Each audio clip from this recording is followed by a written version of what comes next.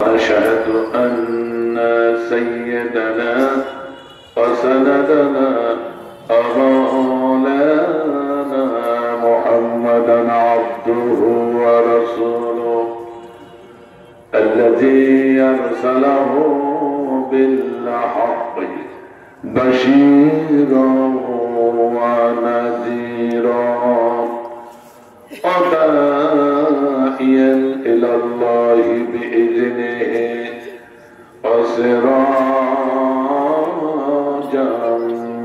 منيرا সকলে প্রাণ খুলে হৃদয় উজাড় করে কালামের পাঠ তেলাওয়াত করি।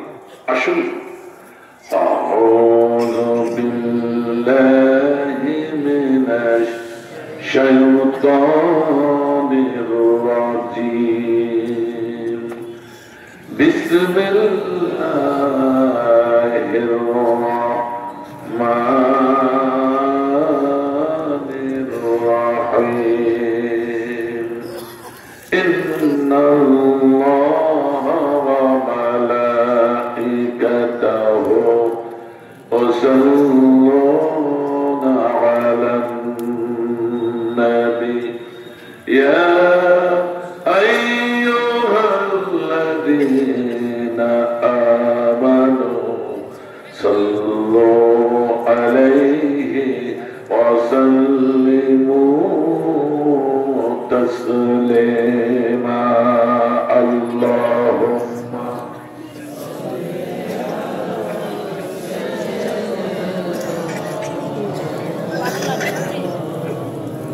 وعلى آل سيدنا مولانا زمانے میں معزز تھے زمانے میں معزز تھے حامل قرآن ہو کر آج وہ ذلیل خوار ہوئے تارک قرآن ہو کر بلغ العلا کشف الدجى بجماله حسنت جميع خصاله صلوا عليه সেযুগের মুসলিম মর্যাদাবান ছিল সেযুগের মুসলিম মর্যাদাবান ছিল কোরআন মানার জন্যে আরাজ মর্যাদাহীন লাঞ্ছিত বঞ্চিত কোরআন ছাড়ার কারণে বালাগাল ওলাবি কামালিহি কশফত দুজা বিজামালিহি হাসনাত জামিয়া খিসালিহি সাল্লু আলাইহি ওয়া আলিহি। আলহামদুলিল্লাহ। মদিনাতুল উলুম নুরানি হাফিজা মাদ্রাসা এতিমখানা অলিল্লাহ বলি হাফিজ ছাত্রদের পাঠ্য প্রদান উপলক্ষে মরহুম আলহাজ আবু মুতালেব সাহেব এর মিল চাতাল এই মাঠে ঐতিহাসিক তফরকান মাহফিলের মুআজ্জাজ মুহতারাম সাহেব হুবলা সাহেব সদর বিশিষ্ট শিল্পপতি আফটার ফুড ইন্ডাস্ট্রি বিসিক শিল্পীনগরী ঠাকুরগাঁও ও সমাজসেবক আজকে মাহফিলের মন্তব্য সভাপতি জনাব আলহাজ মোহাম্মদ মুনজির আলম সাহেব মাদ্দাজিল্লুল আলিয়া। আজকে মাহফিলের প্রধান অতিথি কেন্দ্রীয় মজলিস সদস্য, সরকারের সেক্রেটারি, ঢাকা মহানগর দক্ষিণ বাংলাদেশ জামাত ইসলামী সাবেক কেন্দ্রীয় সভাপতি ও ইসলামী ছাত্র শিবিরের কেন্দ্রীয় সভাপতি, আজকে মাহফিলের মান্যমান প্রধান অতিথি জনাব মোহাম্মদ দেলাওয়ার হোসেন সাহেব, ওনার অনুপস্থিতিতে ওনার বড় ভাই আজকে মাহফিলের এবং এই ঠাকুরগাঁও জেলা জামাত ইসলামী বাংলাদেশের সেক্রেটারি জনাব মাহমুদ আলমগীর ভাই মাদ্রাসুল আলিয়া,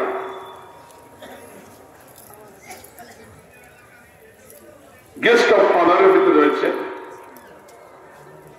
বাংলাদেশ জামাত ইসলামী আমির ঠাকুরগাঁও জেলা, গোটা ঠাকুরগাঁও তরুণী জনতার অভিভাবক জনাব অধ্যাপক বিলালউদ্দিন প্রধান সাহেব মাদ্রাসুল আলিয়া, সহসভাপতি জেলা বিএনপি ঠাকুরগাঁও জনাব মোহাম্মদ আল মাহমুদ আলম সাহেব, চেয়ারম্যান আরকান রহিমাপুর ইউনিয়ন পরিষদ ঠাকুরগাঁও জনাব মোহাম্মদ আব্দুল হান্নান হানু সাহেব, ফার্স্ট অ্যাসিস্ট্যান্ট ভাইস প্রেসিডেন্ট ইসলামী ব্যাংক বাংলাদেশ আলহাজ মোহাম্মদ ফয়জুর রহমান, বিশিষ্ট ব্যবসায়ী ও সমাজসেবক ঠাকুরগাঁও জনাব মাহমুদ হাসান রাজু সাহেব, আজকে মাহফিলের গেস্ট অফ অনার অতিথিবৃন্দ, বিশেষ অতিথিবৃন্দ, আমন্ত্রিত অতিথিবৃন্দ এবং আমন্ত্রিত ওলামায়ে হক, আজকে মাহফিলের আলোচক ছিলেন মাওলানা মোহাম্মদ হাবিবুর রহমান হাবিব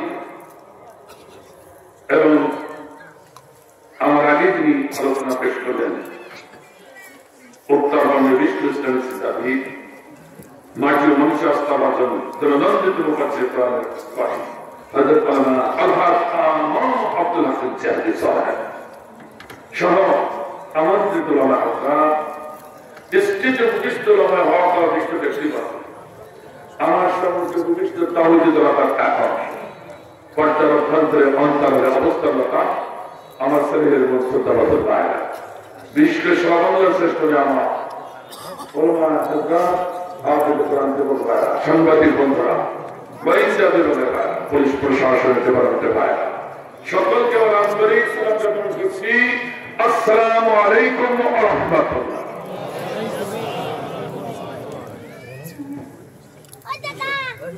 প্রতিটা দলে নেতৃবৃন্দকে হাজির, বিশেষ করে জামাত ইসলাম এবং জাতীয়তাবাদী দল বিএনপি ভাইরাল নেতাগুলো আজকে এই মঞ্চকে অলঙ্কৃত করেছে। এমন একটি মঞ্চ সবার সৌভাগ্য হয় না।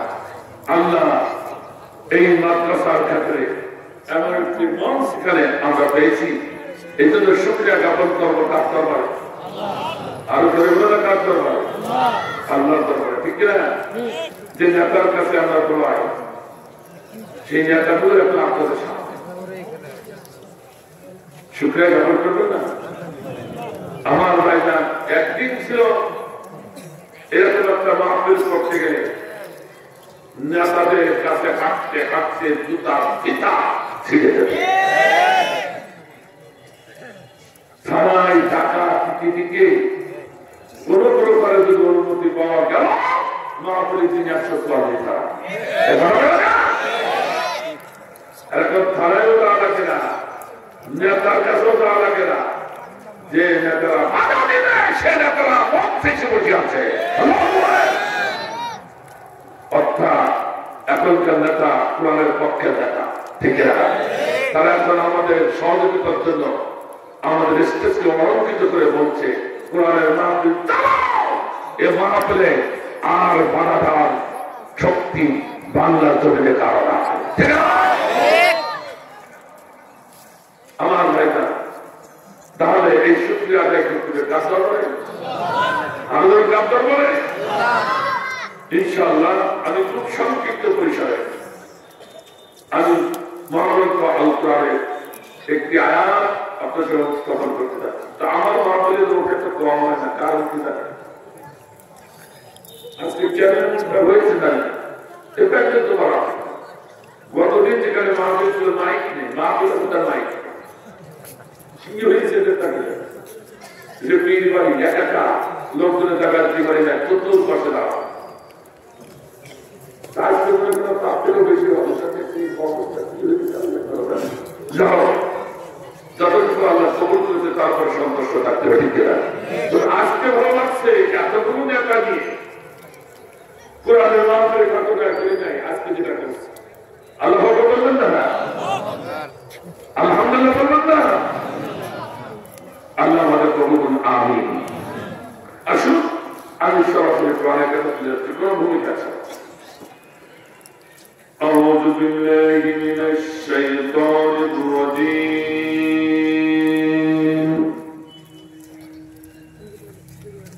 بسم الله الرحمن الرحيم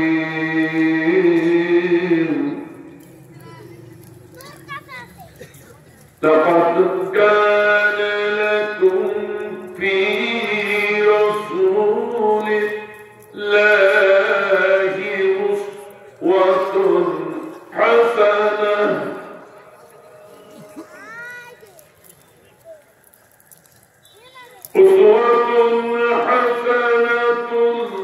لمن كان يرجو الله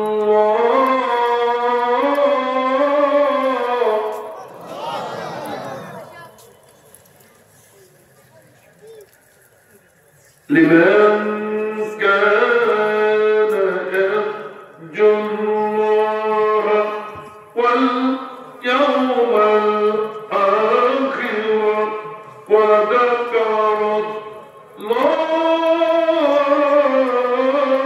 الله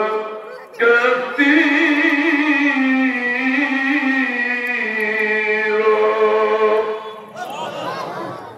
صدق الله العظيم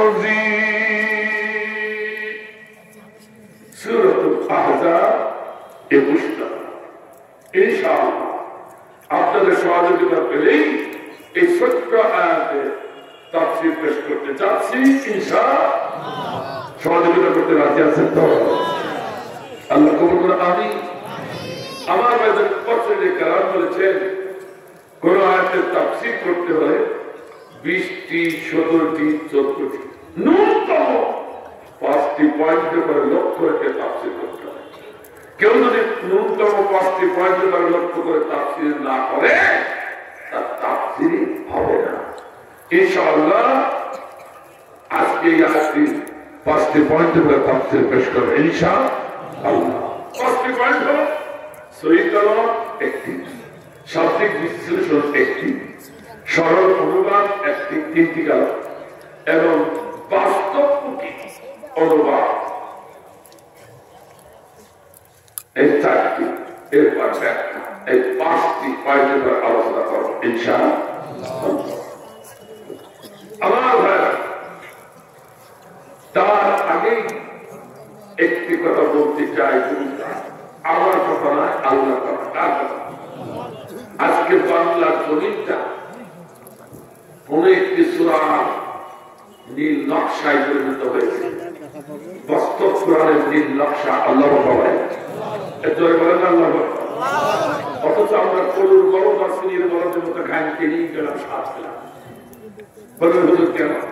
কেন এবার সবাইকে বলছি না, আছে অনেকে সূরাতুল ফিল পড়ি নাই এমন কোন মুসাল্লি আমরা নাই। অথচ সূরাতুল ফিলের বাস্তব নমুনা আজ বাংলাদেশ। আল্লাহ বলেন কি করে একটু অপেক্ষা করেন। আমরা কোন বড়দার সিনিয়র বড়দের খান করে গেলাম, সাত পেলাম না। উপলব্ধি করতে হবে এটা বেদ কোরআন নয়, এটা ইসরায়েল। ওই সমস্ত দেব দেবী ঠাকুরদের মন্ত্রণায় ওরা পড়বে, আর কেউ পড়বে না। এটা হলো কোরআন। আল্লাহ বলছে কোরআন তো তেলাওয়াত করো,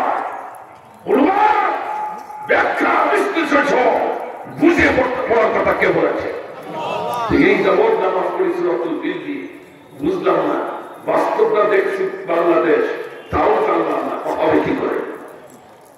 যদি সূরাতুল ফিল উপলব্ধি করে আজকে বাস্তবটা যিনি পড়েন তাহলে অনেক কাজ, ঠিক না? তাই আমার কি কাজ শুরু, আমি স্মরণ কথা আগে বলিনি, তো বাস্তবটা বলে বলছি, একটু গল্প শুনি মহারাজ। আমার ভাইরা কে না জানে, আমরা সকলে জানি সেদিন কঠিন শৈলাচার বর্ষা আবরাহা আল্লাহ মাটির সঙ্গে মিশাবার জন্য তারা হস্তি বাহিনী নিয়ে হাজির হয়ে গেছিল, ঠিক না ধরে বলো, শোনেন শোনেন, আল্লাহর ঘর মাটির সাথে মিশিয়ে দিবি, গুড়িয়ে দিবে এই জালিম, এই শৈলাচার, এই ফ্যাসিস্ট, পৃথিবীর সব থেকে বড় শক্তি, বড় বাহিনী হস্তি বাহিনী হাজির। আর সেই সময় আরব ভূখণ্ডের সব থেকে বড় মস্তান ছিল, বীর পুরুষরা ছিল কুরাইশ বংশের লোকেরা, ঠিক না? কথা কথা কেন এই আমাদের কাদের মতো মস্তান না,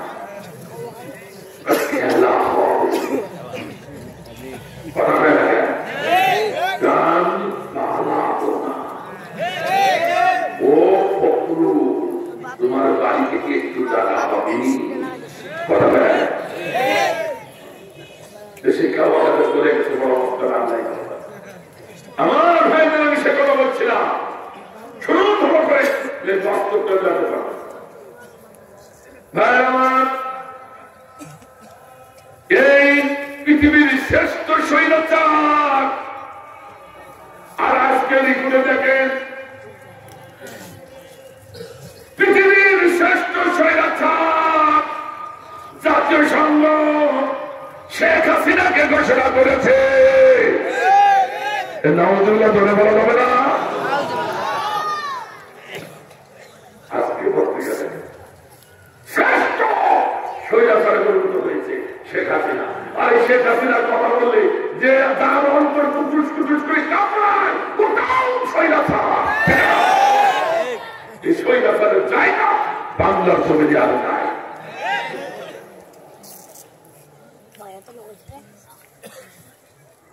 এই যে তেলর ভাই যুবতী ওর নখরগুলো সব পিলার থেকে উঠে কথা বলে না, কত বড় স্বৈরাচার।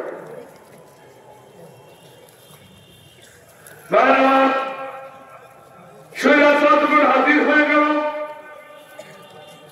আল্লাহ ভাঙবার জন্য অর্ডার দিয়ে দিল আপনার বর্ষা। তখন বড় বড় শক্তি ঘরে উঠে বসল আর চোখের পানি ছেড়ে কেটে বলছে প্রভু হে। তখন ওরা মুসলিম না হলেও আল্লাহর ঘরকে ভালোবাসত, ঠিক না? আমার ভাইরা চোখের পানি ছেড়ে কাঁদল, প্রভু হে এই স্বৈরাচারের সম্মুখে যে যায় তাকে কতল করে দেয়, ওর সম্মুখে দাঁড়াবার শক্তি আমাদের বর্তমান নাই। এখন তোমার ঘর তোমার উপরে সফর্দ করে দিলাম। আল্লাহ কথা বলেন, আল্লাহ কথা শুনবে কিনা? কথা বলেন না কেন? সঙ্গে সঙ্গে আল্লাহর দরবারে কবুল হয়ে যায়। আল্লাহ রাব্বুল আলামিন সঙ্গে সঙ্গে বলে আমার সৈন্যতা দুনিয়াতে নেমে যাক।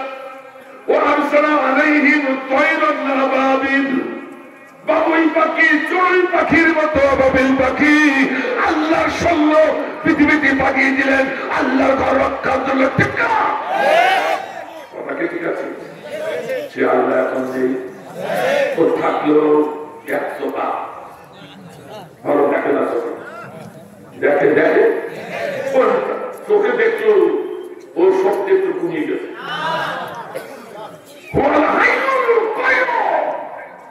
তিনি আগেই বলছিলেন এখন ঠিক কিতাবই আছে, ঠিক না?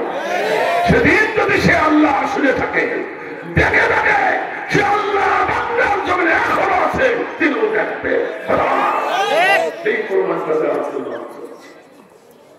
রাগ করতে দেবে না। তারপর তাফসীরে যাব ইনশাআল্লাহ। আমার ভাইরা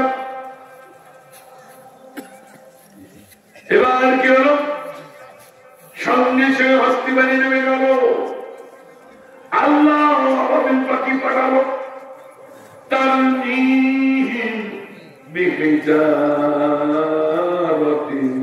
মিন সিজ্জিন ফাজআলাহু কাসফিন মাকুল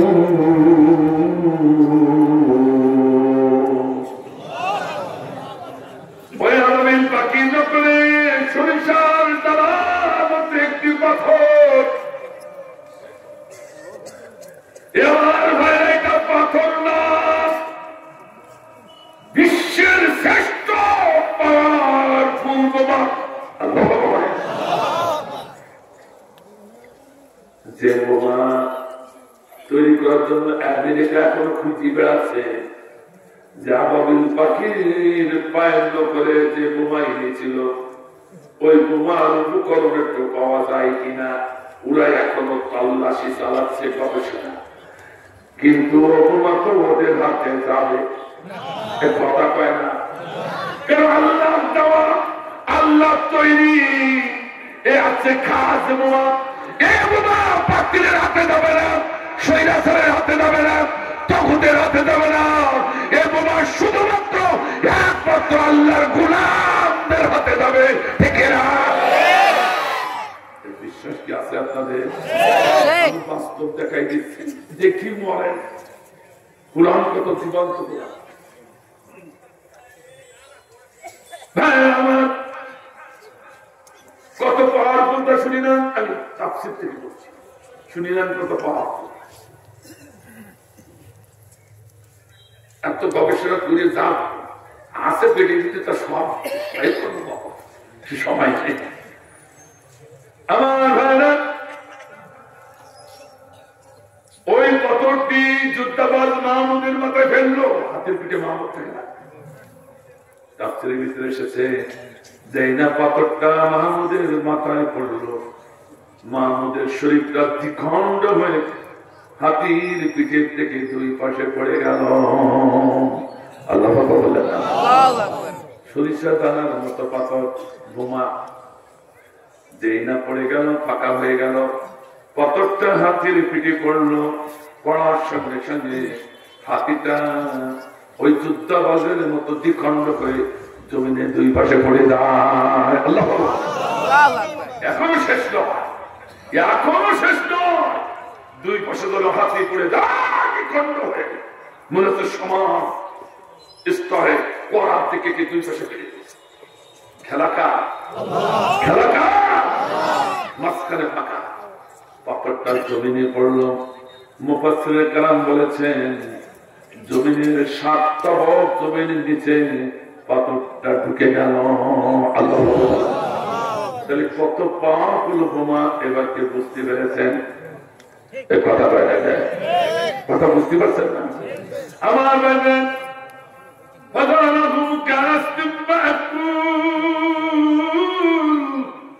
আল্লাহ বলল ওই যুদ্ধ ওই হস্তি বাহিনীকে আমি কি করলাম আমি গরু ছাগলের খাওয়ার খুশিতে পরিণত করে দিলাম খেলাকার এটা হলো সরল অনুবাদ ব্যাখ্যা সূরাতুল ফিল এর বাস্তবটা শুনে মনেন বিশ্বাস হবে তো তাহলে এবার শুনুন বিএনপির মতো শক্তিশালী তো ঘরে উঠে বসে আছে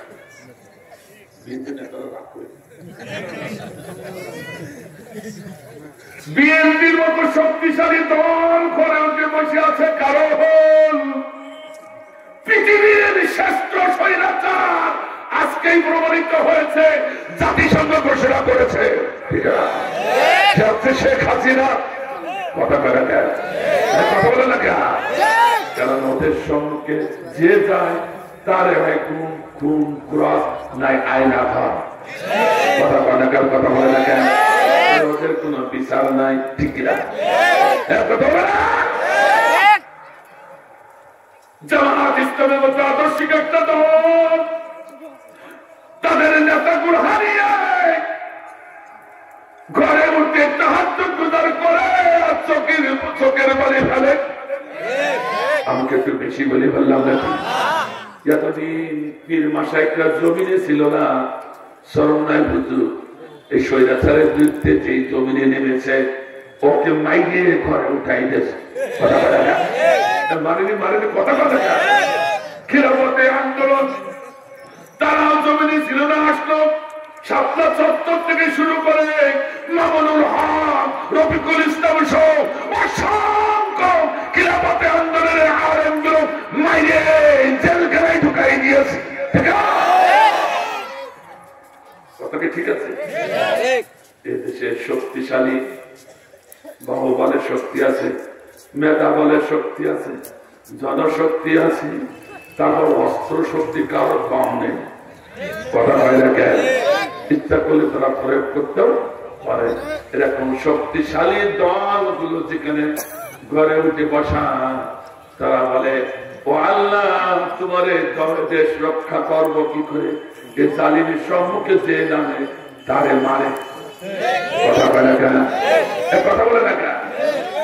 আল্লাহ এ দেশকে তোমার হাতে সুপর্দ করলাম, তুমি তোমার দেশ রক্ষা করো। কথা কি ঠিক আছে? কথা ঠিক আছে? সূরাতুল ফিলের বাস্তব নকশা। যেই না চোখের পানি ছেড়ে নির্যাতিত মজলুম মানুষগুলো ঘরে বসে কান্না শুরু করলো, সেদিন এই আরব ভূখণ্ডের মতো থেকে না। এই কান্নার আওয়াজ আল্লাহর কানে গেছে কিনা? আল্লাহ দেখেছে কিনা? কথা কয় না কেন? সঙ্গে সঙ্গে আল্লাহ আবাবিল পাখি পাঠালো। কি পাখি? কথা কয় না, কথা কয় না। সাদৃশ্যে আবাবিল পাখি পাঠালো। আমার দেশের ছাত্র, আমাদের সন্তান, যাদের নেই বাবুবাল, যাদের নেই বস্ত্র, যারা নিরীহ মানুষ, কথা কয় দেখেন, এই ছোট মানুষগুলো আহা যখন আন্দোলনে নামলো, এদের ইরানের শক্তি নাই, এদের আল্লাহ আবাবিল পাখি বানায়া আমার দেশের বৈষম্য বিরোধী ছাত্র আন্দোলনগুলো এই স্বৈরাচারের বিরুদ্ধে লাগিয়ে দিল। আমার আল্লাহ যেই না লাগিয়ে দিল, 300 নেতা নিয়ে স্বৈরাচার ভারতের মোদীর কাছে বলা গেল থেকে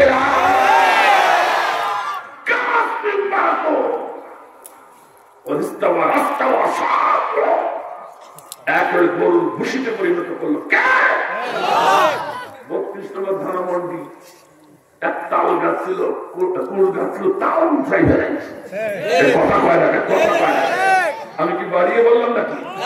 তার অফিস আদালত যা ছিল সবগুলো পাইকারা ঘরে পরিণত হয়েছে। ঠিক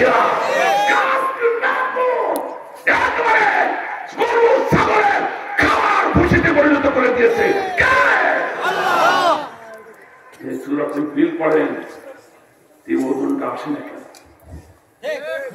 কথা বলে না। কাজে আমরা এখন আল্লাহ সাহিত্যের ভিতরে আছি।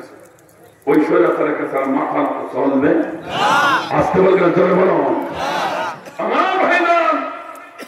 ওল মাসকান আমার আইছে 61 নম্বর আয়াতে সূরাতুল বাকারা। আল্লাহ বলছে এই স্বৈরাচার, এদের কোনো বাড়ি ঘর থাকবে না, এদের কোনো রাষ্ট্রও থাকবে না। আমি সেদিন প্রমাণ করে দিয়েছি, ইরা হলো ইহুদি পাতাকা পোড়াও। ঠিক আছে? আল্লাহ অভিশপ্ত জাতি, কথা বলে ঠিক আছে? আর আল্লাহ অভিশপ্ত জাতি যারা হবে তাদের বাড়ি ঘর থাকবে না, যারা বলে কথা কয় না কেন? রাষ্ট্র এখন ভারতে দেখি মোদীর কাছে আছে, ঠিক কিনা? এখন ভারতের বিপ্লব শুরু হয়ে গেছে। তাকে জানেন আপনারা? কৃষকরা রাস্তায় নেমে গেছে, কৃষকরা মানববন্ধন করছে, কৃষকরা বিক্ষোভ করছে। হয় মোদী সরকার তুমি রাজত্ব ছেড়ে দাও, নাই বাংলাদেশের কটকটি শেখ হাসিনাকে দাও। খেলাটা কিয়ামত পর্যন্ত রাষ্ট্রের কাছে মৃত্যু পর্যন্ত হাত পেতে ভিক্ষা করে ঘুরিবে। কথা বলে না? শাস্তি কাজ করতে তাহলে ভয় কোনো কারণ আছে? আসুন সূরাতুল আহজাব আমি তেলাওয়াত করেছি, এখন এর তাফসীর শুনলে ইনশাআল্লাহ আমরা একটা দিক নির্দেশনা পেয়ে যাব ইনশাআল্লাহ সবাই শুনতে রাজি আছেন তো একটু মহব্বতের জিকির লা ইলাহা ইল্লাল্লাহ লা ইলাহা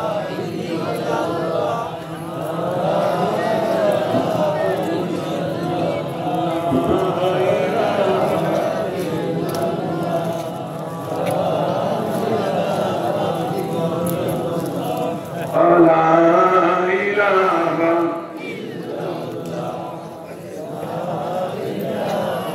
আমার ভাইরা সুপ্ত স্বৈরাচার কিন্তু এখনো আছে, ওদের বুকে লালন করছে। এই জন্য ওই ভাইদেরকে বলবো তোমরা আমাদের ভাই, যারা চাকরি করে বুঝে না বুঝে স্বৈরাচারের সাথে ছিলে, এখন যদি ওরা ফিরে আসে আমার রসুলের ঘোষণা ওরা আমাদের ভাই, ঠিক না? আমরা সেই রসুলের সুরে বলছি তোমরা আমাদের ভাই, কথাটা দেখা। কিন্তু ভুল ক্রমে মাথা উঁচু করো না, মাথা উঁচু করেছো তো মরেছো, ঠিক না? ধর ধর ধর জালিম ধর সুযোগ না পায় পালাবার, ঠিক না? ধর ধর ধর জালিম ধর সুযোগ না পায় পালাবার। জেগে উঠেছি ছাত্র সমাজ, খুশি উঠেছি জনতায়, নাই নাই নাই নিস্তার সুযোগ না পায় পালাবার। ধর ধর খুনি হাসিনার ধর সুযোগ না পায় পালাবার। শুনি নাই কোনদিন আইনা ঘর হারুন বিপ্লব চার কারিগর, ঠিক না? ওই ডাইনি বুড়ি তার বড় মাস্টার, ডাইনি বুড়ি তার বড় মাস্টার, গুম খুম করেছে সবার সুযোগ না পায় পালাবার। ধর ধর খুনি হাসিনার ধর সুযোগ না পায় পালাবার। এত দাপট অহংকার গেল কোথায়? এ বলেছিলে মাঠে খেলা হবে হায়, কাউয়া কাদের কান্দা ভাষায়, কাউয়া কাদের কান্দা ভাষায় কিভাবে পালালে বুবু দেশে মামার সুযোগ না পায় পালাবার। ধর ধর খুনি হাসিনার ধর সুযোগ না পায় পালাবার।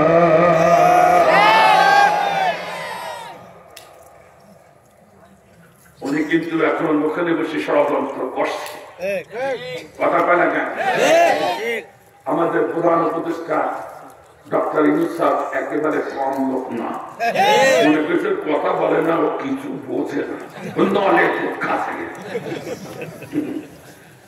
বারবার আক্রমণ করার চেষ্টা যখন করেছে, ছোট্ট করে একটি কথা বলেছে, এ ভারত সরকার স্বাধীন বাংলাদেশের পরে অবৈধভাবে যদি তুমি চর্চা করো, আক্রমণ করার চেষ্টা করো, কান খুলে শোনো, ভেঙে চুরমার হয়ে যাবে।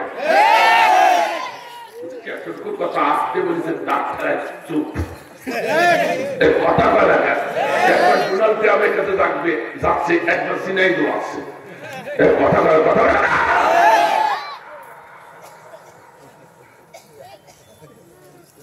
আমার ভাইয়া তাহলে আসুন এবার সব দিক বিশ্লেষণে যায়। সূরাটার নাম হলো আহজাব। কি নাম বললাম? আজকে মুখস্থ করতে কি নাম মনে থাকবে তো? এটা বছর এক বছর সিঙ্গুলার নাম বললো হিজবুল। কি বললাম? হিজবুল। অথচ 10-30টা তো নেকি হবে। কি বললাম? হিজবুল। আমার ভাইজান, হিজবুল আরবি শব্দ, এর বাংলা অর্থ হলো দল। কথা কয় না, বাংলা অর্থ কি? আর তার বহু বচন হচ্ছে আহাজাব, অর্থাৎ দল সমূহ। এর ভালো একটা অর্থ হলো, পরিপক্ক একটা অর্থ হলো কি দল? আরো ধরে। তাহলে মুসলমানদের ঐক্য করতে হবে হাসিনার সাথে। বুঝি ফেলেছেন না? আমার আল্লাহ বলে ওয়াতাসিমু বিহাবলিল্লাহি জামিআন ওয়া লা তাফাররাকু ফীহি। হে আমার গোলাম, মাসলাক তোমার ভিন্ন থাকতে পারে, যেমন কেউ নামাজ পড়ে বুকের পরে হাত দিয়ে, কেউ নাভির পরে হাত দিয়ে, কেউ 6 তাকবীরের নামাজ, কেউ 12 তাকবীরের নামাজ, ঠিক না? কেউ হাত ছেড়িয়ে দিয়ে পড়ে, কথা বল দেখেন। আল্লাহ বলেন মাসলাক তোমার বিভিন্ন থাকতে পারে, আওয়ামী লীগ থাকতে পারো, বিএনপি থাকতে পারো, জামাত ইসলাম থাকতে পারো, তাবলীগ জামাত থাকতে পারো, পীর মুরিদ থাকতে পারো। মাসলাক তোমার আলাদা আলাদা হতে হবে, কিন্তু আল্লাহ জমিনে আল্লাহ নবীর আদর্শ, আল্লাহর আইন প্রতিষ্ঠার ব্যাপারে তুমি যেই হও না কেন, তোমাকে ঐক্যবদ্ধ হতে হবে। এর নাম হলো ঐক্যজোট। কথা কি বোঝা গেল? তাহলে আমার ভাইজান, দল যদি আল্লাহ পছন্দ না করবেন, সূরার নাম আহজাব দিল কেন? তাহলে স্পষ্ট হয়ে গেল আল্লাহ দল পছন্দ। কথা কয় না, কথা কয় না।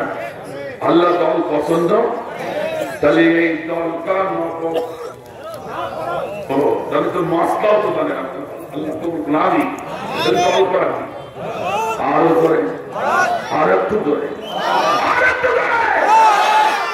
কারণ আল্লাহ কোরআনের দল দুটি বলেছে, একটা হলো হিজবুল্লাহ আর একটা হলো হিজবুল শয়তান, ঠিক না? হিজবুল্লাহ মানে হিজবুল মানে দল, আল্লাহ মানে আল্লাহ। আল্লাহ নিজেই বলেন এরা হলো, এরা কি হচ্ছে?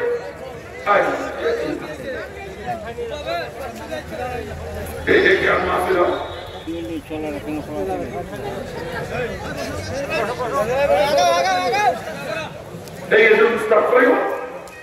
এটা সেনাবাহিনীর মতো ট্রেনিং যাবো না, কোন জায়গায় বুট আছে খাচ্ছে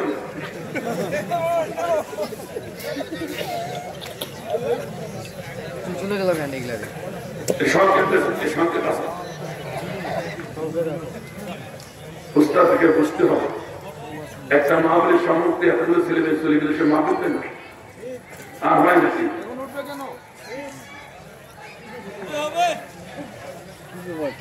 চলবে নাকি ভাই? মুখ মোশন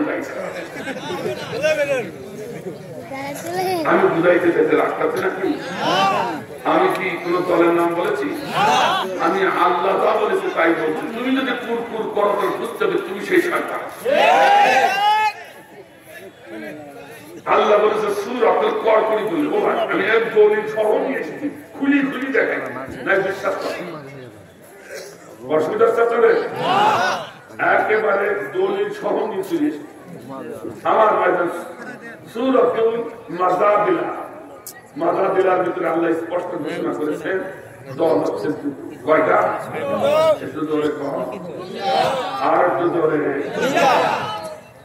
একটা হচ্ছে, একটা নাম হিজবুল্লাহ, মুখস্থ করো। একটা নাম কি? হিজবুল্লাহ মানে আল্লাহ বলছে আমার দল। হিজবুল্লাহ মানে আল্লাহ দল। আর একটা হচ্ছে হিজবুল শয়তান। কার দল? শয়তানের দল। শেখ হাসিনা হলো শয়তানের দল। আর শেখ হাসিনা বিরোধী পক্ষে যারা আছে সব হলো কার দল? জোরে কয় না কেন? জোরে বলে না কেন? আমরা কার দলে থাকতে চাই?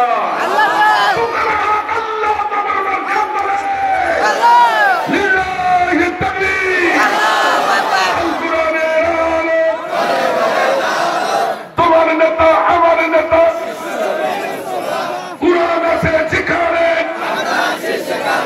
কুরআন নাই যেখানে,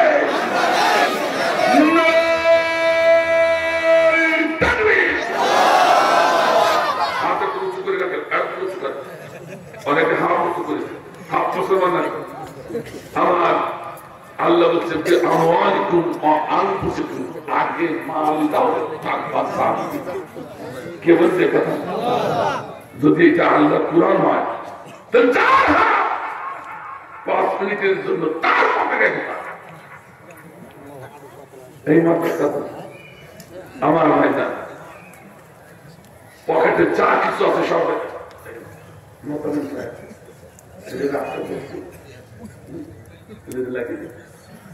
ছেলেরা যাচ্ছে পকেটে যা আছে সব দিন। কারি হুজুর আপনি কোথায় আছেন? আমার হুজুর তাড়াতাড়ি দেখতে ঢুকে যান ভিতরে। খুব দ্রুত মা বোনেরা আপনার মেহেরবানি করে সহযোগিতা করেন, আপনাদের দামগুলো দেন।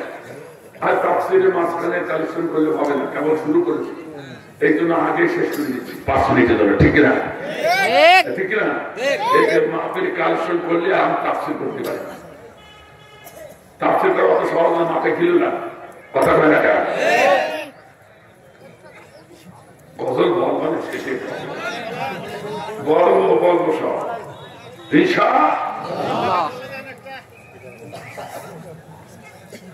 আকাশের তারাগুলি। আমি শুরু কর, আমি গীতিকার, আমি গায়ক, আমি সবাই গাই পারছি আলহামদুলিল্লাহ। কণ্ঠ বসে গেছে, তাও বাংলা কণ্ঠে একটু গাইছি নাকি? আকাশের তারাগুলি ঝিলিমিলি ঝিলিমিলি চলছে, ডালে ডালে ফুলগুলি সৌরভ দুলছে, রাসূল এসেছে, হাবিব এসেছে, রাসূল এসেছে, হাবিব এসেছে। ঠিক না? আমার কাছে দান দিতে থাকেন আর গান শুনতে থাকেন। আর বড় বড় দান যদি কেউ দিতে চান আমার হাতে দেন, আমি খাস করে সবের মনে দোয়া করছি। অনেক মেহমানরা আছে, মেহেরবানি করে আমি যারা আছেন একটু আপনারা একটু দায়িত্বে যারা আছেন তাড়াতাড়ি কাজটা করার চেষ্টা করেন। আমার ভাইজান কেউ উঠবেন না, তাফসীর হবে কিন্তু কেউ উঠবেন না, সবাই দেন আমার ভাইজান। আর যারা বড় বড় দান দিবেন এই মাদ্রাসাকে লক্ষ্য করে, আসলে আমি যে কথা এখানে এসে শুনলাম সবাই তার স্মৃতিচারণ করছে। যিনি মারা গেছেন তার কবরটা পাশে আছে, তিনি নিবেদিত একজন ব্যক্তি ছিলেন। এই এলাকার সবাই তাকে 500 টাকা প্রতিনিধি দান করেছে। আল্লাহ মেহরবানি করে যে তোমার দপ্তরে লেখা থাকে তার শিপা করলে তুমি দান করে দাও। আল্লাহ আমিন। আমার ভাই দান এমনি করে তারা দিবেন, একটু দ্রুত দিতে হবে। আমার মা বলে না, আপনারা মেহরবানি করে একটু বেশি বেশি করে দেন, পকেটে যা আছে সব বের করে দেন।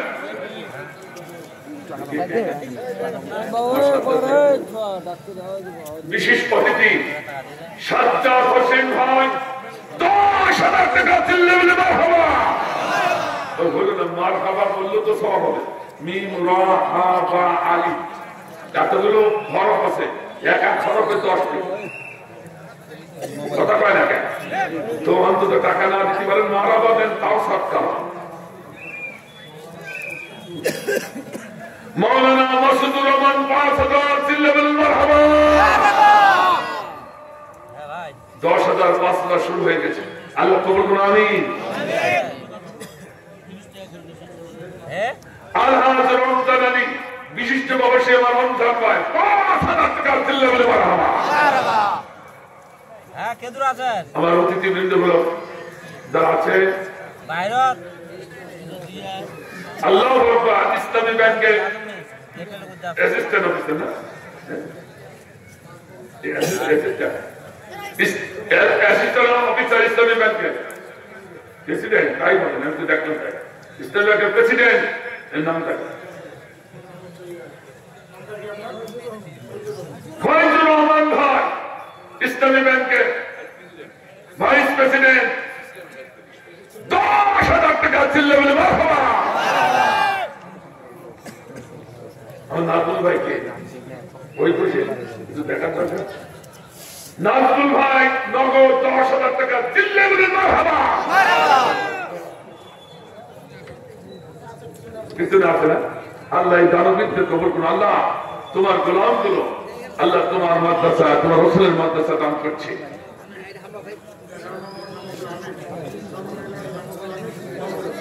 11 নম্বর জামাতের আমির মোহাম্মদ হানিফ ভাই ৫,০০০ টাকা ছেলে বলে মারহাবা।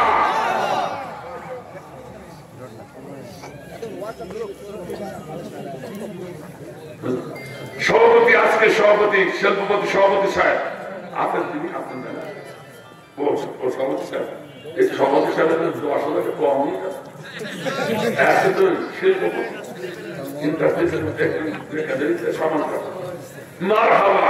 আপনাদের আবেদন কবুল করেছে ১৫,০০০ টাকা চিল্লে বলে মারহাবা। এটা ধরে বলা যাবে মারহাবা। আল্লাহ কবুল করুন, আল্লাহ আমার ভাইদের করুন।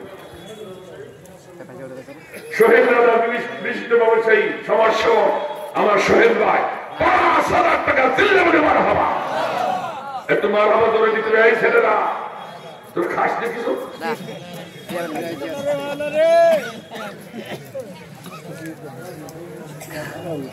আলহাজ বাবুল মুন্সি ভাই মরহুম হাজির হারামাইন আমার বাবুল ভাই ৫,০০০ টাকা চিল্লে বলে মারহাবা। আর বলে বলে রানা ভাই বলি নাই, রানা ভাই কোল আর মামুন ভাই একবারে 5 ফিঙ্গার দেখা যাচ্ছে ৫,০০০ টাকা চিল্লে বলে মারহাবা। আল্লাহ কবুল করুন আমার ভাইদেরকে, আল্লাহ আমিন।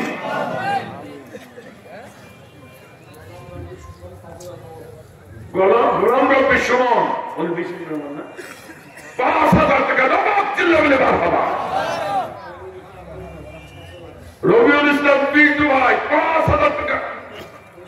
দবিরুল ইসলাম পিন্টু রবিউল না দবিরুল আমার দবিরুল ইসলাম পিন্টু ভাই ৫,০০০ টাকা চিল্লাই বলে মারহাবা।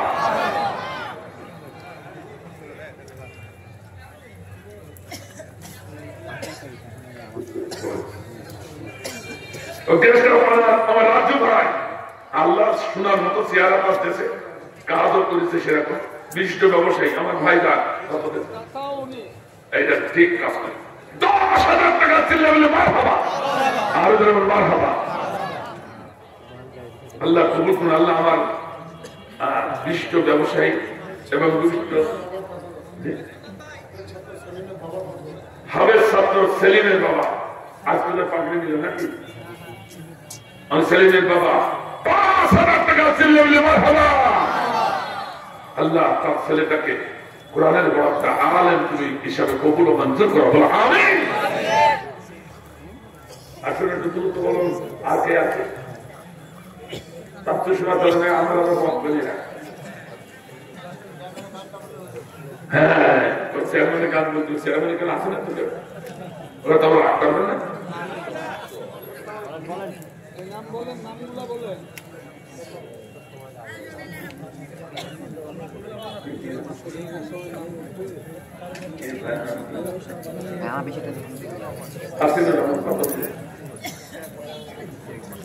$520 টাকা তার বাবার জন্য দান করেছে হাসিনুর রহমান, তার বাবা নাই, বাবার জন্য দান করে দোয়া চাইছে আল্লাহ তার বাবাকে জান্নাতুল ফিরদাউস দান করুন, আমিন।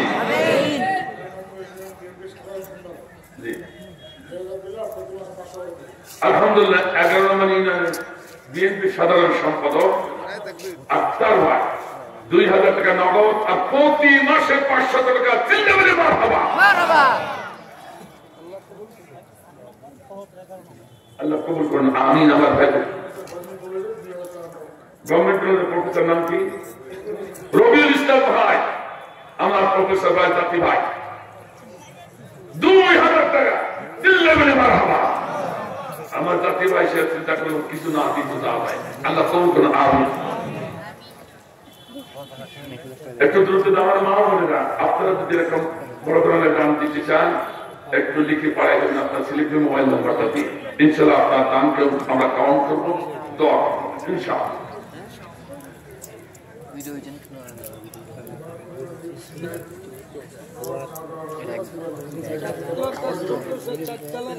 আলহামদুলিল্লাহ এই মসজিদের নামাজ মাদ্রাসার 4 তলা কাজ শুরু হচ্ছে।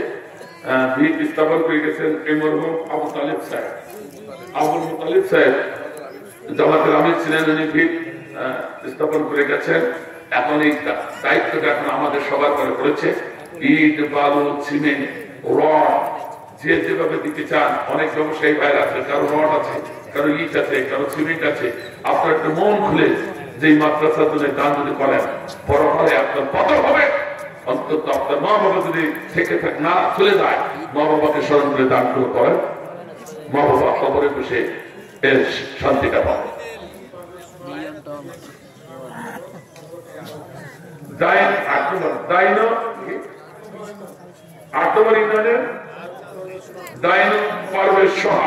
$5,000 টাকা নগদ, চিল্লে বলে মারহাবা।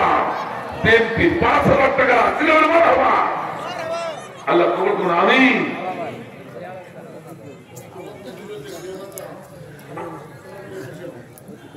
আলহাজ মফিজউদ্দিন ভাই 2,000 টাকা, চিল্লে বলে মারহাবা। ভাই তো আসতেই আছে, কি করা ভাই, মাদ্রাসা তো আমি তো কালেকশন করতে পারি না, তো দেখছে লোকে নাকি ভাই। মঞ্চে শেষ হয়ে গেছে, এখন আর আপনারা যারা আছে আপনার অন্তত সিমেন্ট দেন। কেউ যদি 1 বস্তা বলেন 1 বস্তা, 2 বস্তা বলে 2 বস্তা, 5 বস্তা বলে 5 বস্তা, 10 বস্তা বলে 10 বস্তা, এরকম দেন। আমার ভাইরা আপনারা পারবেন না অন্তত 1 বস্তা সিমেন্ট দিতে? এরকম 10 জন যুবক ভাই একটু কথা বলেন যে আমার 10 জনে মিলে 10 বস্তা দেবো। অন্তত হাত উঁচু করে আপনার নামটা লেখা হবে, মনটা নরম করে, মা বাবাকে স্মরণ করে আপনি অন্তত 1 বস্তা সিমেন্ট এই মাদ্রাসা থেকে দান করুন।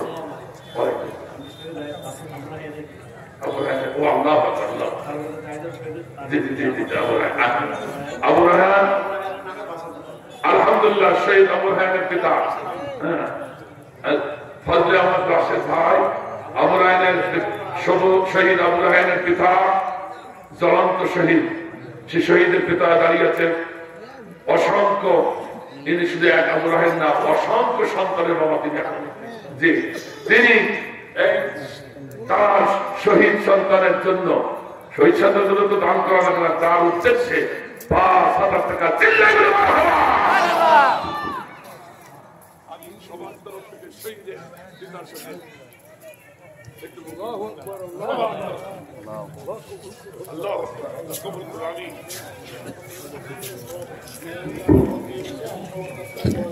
আলহামদুলিল্লাহ 11 নম্বরের যুব দলের নেতা সভাপতি বিএনপি 2,000 টাকা নগদ আর 6 বস্তা সিমেন্ট, চিল্লা বলে মারহাবা। 10 বস্তা সিমেন্ট চাইলাম, 6 বস্তা পেয়ে গেছি, আর 4 বস্তাকে আপনারা দিতে পারবেন না। দেখেন একটু মন নরম করে, কে পারেন 1 বস্তা করে দেন? কেউ পারবেন? হাত উঁচু করে নামটা লিখে দিন। আসলে আমার কেউ মনটা নরম করেন আমার ভাই না।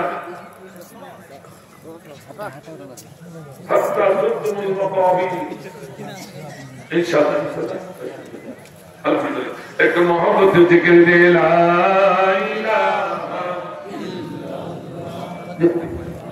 আপনারা কেউ দিয়ে থাকলে আপনারা চুপি চুপি হাতে দেখাই যেতে পারেন বা মাহফিলের শেষে দিতে পারেন।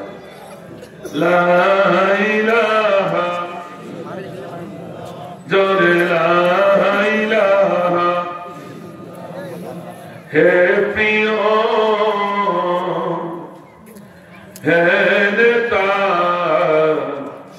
হে রাসূল, তোমারি মতো নেতা পেতে দুনিয়া খুন। হে প্রিয় হে নেতা হে রাসূল, লা ইলাহা।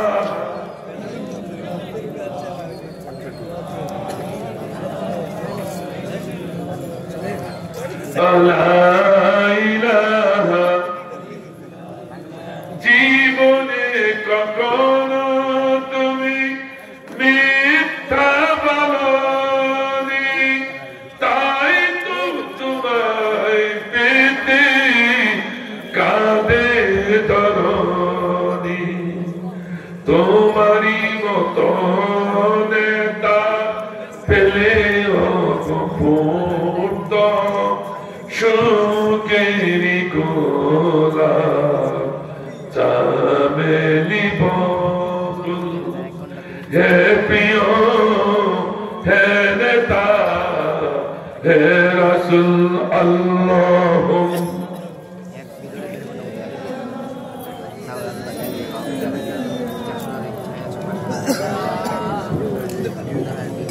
وعلى آل سيدنا مولانا محمد الله أكبر আমার ভাইরা তার কোরআন থেকে প্রমাণ হলো সূরাতুল মাজাদিলা 12 নম্বর আয়াত আল্লাহ বলছেন উলাইকা হিজবুল্লাহ আলা ইন্না হিজবাল্লাহি হুমুল মুফলিহুন আল্লাহ বলেন দামি আল্লাহ আমার আইন আমার রাসূলের আদর্শ প্রতিষ্ঠার জন্য আন্দোলন সংগ্রাম করে স্বৈরাচারের বিরুদ্ধে যুদ্ধ ঘোষণা করে ওরা হলো আমার দল আল্লাহ বলেন আল্লাহ আর যারা এর বাইরে থাকে ওরা হলো শয়তানের দল আমি বললাম না আল্লাহ বলেন সূরা আল-বাকারা 19 নম্বর উলাইকা হিজবুশ শাইতানি আলা ইন্না হিজবাশ শাইতানি হুমুল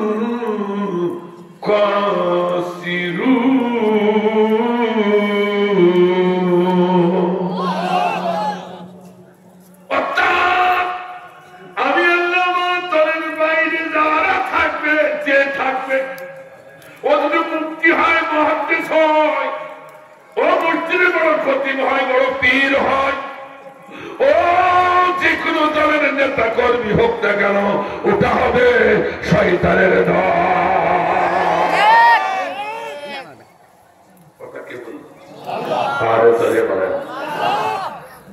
তাহলে আমার ভাইজান এই আল্লাহ দল ঘোষণা করে দিল আল্লাহ ঠিক কিনা এই দলের একজন তো নেতা লাগবে তা কি আল্লাহ বলেনি এই নাম পর করি দলের আতিউল্লাহ ওয়া আতিউর রাসূল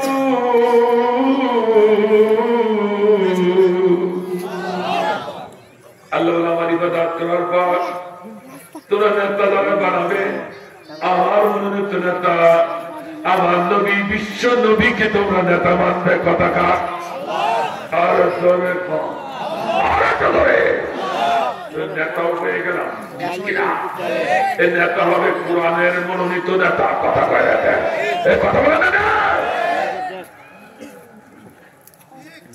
আমার ভাই মনে করে ঠিক হিসাব করতে আসলে ঠিক আল্লাহ কবুল করুন আমার ভাইজান এবার আসি আমি শাব্দিক বিশ্লেষণ করবো না সরল অনুবাদ বাস্তবমুখী অনুবাদের দিকে এবার চলে যাচ্ছি এই আয়াতে খেলা আছে তো আমার ভাইজান আল্লাহ লাকাদ কানা লাকুম ফি রাসূলিল্লাহি উসওয়াতুন হাসানাহ একমাত্র অনুসরণীয় আদর্শ হলো আমার নবীর আদর্শ ফিল্লাহি বলেন আল্লাহু আকবার এই কথা কে বললেন আর ধরে বলো বিস্তারিত বলা যাবে না এইবার একটু বাস্তবমুখী বলবো নাকি এইটা বলতে চায় না আমার দেশের ক্ষতি করা আমার দেশের মুফতি মুহাদ্দিসরা বলতে চায় না কারণ বাস্তবমুখী এই আয়াতের অর্থ বা শিক্ষামূলক অর্থ যখন করবে ক্ষতিগিরি নাও থাকতে পারে কথা কয় না কেন জেলে যেতে হতে পারে মায়ের খেতে হতে পারে কথা কয় না কেন এই জন্য বাস্তবমুখীটা বলে না মায়ের খাওয়ার ভয় ঠিক না এখন তো আর 5 অগস্টেই তারপরে ঠিক কিনা আমরা যখন ভয় আছে আমার আল্লাহ বলেন আমার গোলাম তোমাদেরকে বলছি ইহকালে কল্যাণ পরকালে যদি নাজাত পেতে চাও আমার নবীর জীবন থেকে শিক্ষাগুলো নিয়ে নাও আমরা এমন পাগল মুসলমান ডাক্তারের দেখে এই যে রবির আমার মাঠ যখন আসবে মসজিদে একবারে নবীর সিরাত আলোচনা করো না ওরে শোনা ঠান্ডা কাকি চোখের পানি নাকের ফুটায় আসি না তারপর জিলাপি খেয়ে যার মতো চলে যায়। নবীর আওয়াজ শেষ, নবীও শেষ। কিন্তু নবীর জীবনের থেকে কোন বাস্তব শিক্ষা সেখানে নেওয়া হয় না, দেওয়া হয় না। আমার এ দেখে মনে হয় কেমন এমন। এটা শুনুন, একটা গল্প মনে করি। একজন বিজ্ঞ ব্যক্তি মসজিদে নামাজ পড়ে বেরিয়ে আসছে। দরজে বেরিয়ে এসে দেখে এক ফকির দরবেশ কাঁদছে, পাশে একটা কুকুর, সেও কাঁদছে। বেরিয়ে বলছে, ফকির বাবা তুমি কাঁদো কেন? বিজ্ঞ লোকটা বলছে, তো তুমি নামাজ পড়েছো না? হ্যাঁ। তো তোমার চোখে দেখছো না যে কুকুরটা না খেয়ে মারা যাচ্ছে? কুকুরটা কাঁদছে, তো ওর ব্যথায় আমি ব্যথিত হই, আমার কাঁদছি। তখন বিজ্ঞ লোকটা চিন্তা করলো, তাই তো তাতে কিন্তু খাবার দরকার, আশেপাশে কোনো খাবার পেল না। তখন ঘুরে এসে বলছে, ফকির বাবা তোমার ফুট লাগছে। তো ফুটটা হচ্ছে হালুয়া আর রুটি। বলছে, ও ফকির বাবা তুমি খামাখা কাঁদছো, একটা রুটি আর একটু হালুয়া দিলেই তো কুকুরটা বেঁচে যায়। তখন বলছে, মলবি, তখন কথা বলেন ও মশলাটা অনেক দানা আছে, তার মানে ওই হালুয়া রুটি দিতে গেলে পয়সা ধরা যায়, কাঁদতে তোর পয়সা লাগে না। কথা বলে না? আমাদের অবস্থা হয়েছে তাই। নবী আমার যখন আসবে, নবী সিরাত বলবে, জিলাপি খাবো, কাঁদবো, এ তোর পয়সা লাগে না। কিন্তু নবীর জীবন থেকে শিক্ষা নিয়ে ময়দানে নামলে হাজতে যেতে হবে, জেলে যেতে হবে, সেখানে তো ত্যাগ করতে হয়। ঠিক আছে? আবার আবার দেশে ও মোবাইল দিয়ে কথাকে বুঝতে পেরেছেন? এই জন্য আমার ভাইয়েরা নবীর শিক্ষাকে একটু নিতে চান, আজকে বিকল্প ধারায় নবীর শিক্ষা আপনাদের সম্মুখে উপস্থাপন করবো ইনশাআল্লাহ। আমার ভাইদের প্রথমে যাই নবীর জীবনে চলে গেলাম। জীবনী বলা আমার মত করতেছে, এর ভিতরে বড় বড় শিক্ষা একটু শুনিয়ে যান। বিকল্প ধারায় নবীর জীবনে একটু শুনিয়ে মরে। আমার ভাইদের আল্লাহ নবী বিশ্বনবী মুহাম্মদ রাসূলুল্লাহ সাল্লাল্লাহু বলবেন না, ওই জায়গায় বসে থাকবো সারা গায়টা সাল্লাল্লাহু আলাইহি ওয়াসাল্লাম হাজরত বাবা বলি ফাতিমা জোহরার বাড়ির সম্মুখে হাজির। নবী সালাম দেয়, ফাতিমাকে ডাকে, প্রথম সালাম, দ্বিতীয় সালাম দেওয়ার পরে ক্ষীণ সারা আওয়াজ আসলো, আমি আসতে পারি না, মেহেরবানি করে আপনি ভিতরে ঢুকে পড়ুন। এই কথা বলার সঙ্গে সঙ্গে আল্লাহ নবী ভিতরে ঢুকলেন। ফাতিমা তো জওয়ালে কক্ষে সম্মুখে দাঁড়িয়ে গেলেন। কে বলছেন, মা আমি তো তোমার বাবা, আমি তো মুসলমানদের নেতা, আমি তো বিশ্ব নবী, যিনি একবার মা বলে ডাক দিয়েছি, তুমি কাটা কবুতরের মতো ছটফট করতে করতে আমার সম্মুখে হাজিরা দিয়েছে। সেই বাবা, সেই নবী, সেই নেতা এত ডাকি, কেন তুমি ডাকে সাড়া দাও না? কি অন্যায় আমি করলাম রে মা, বলো বলো।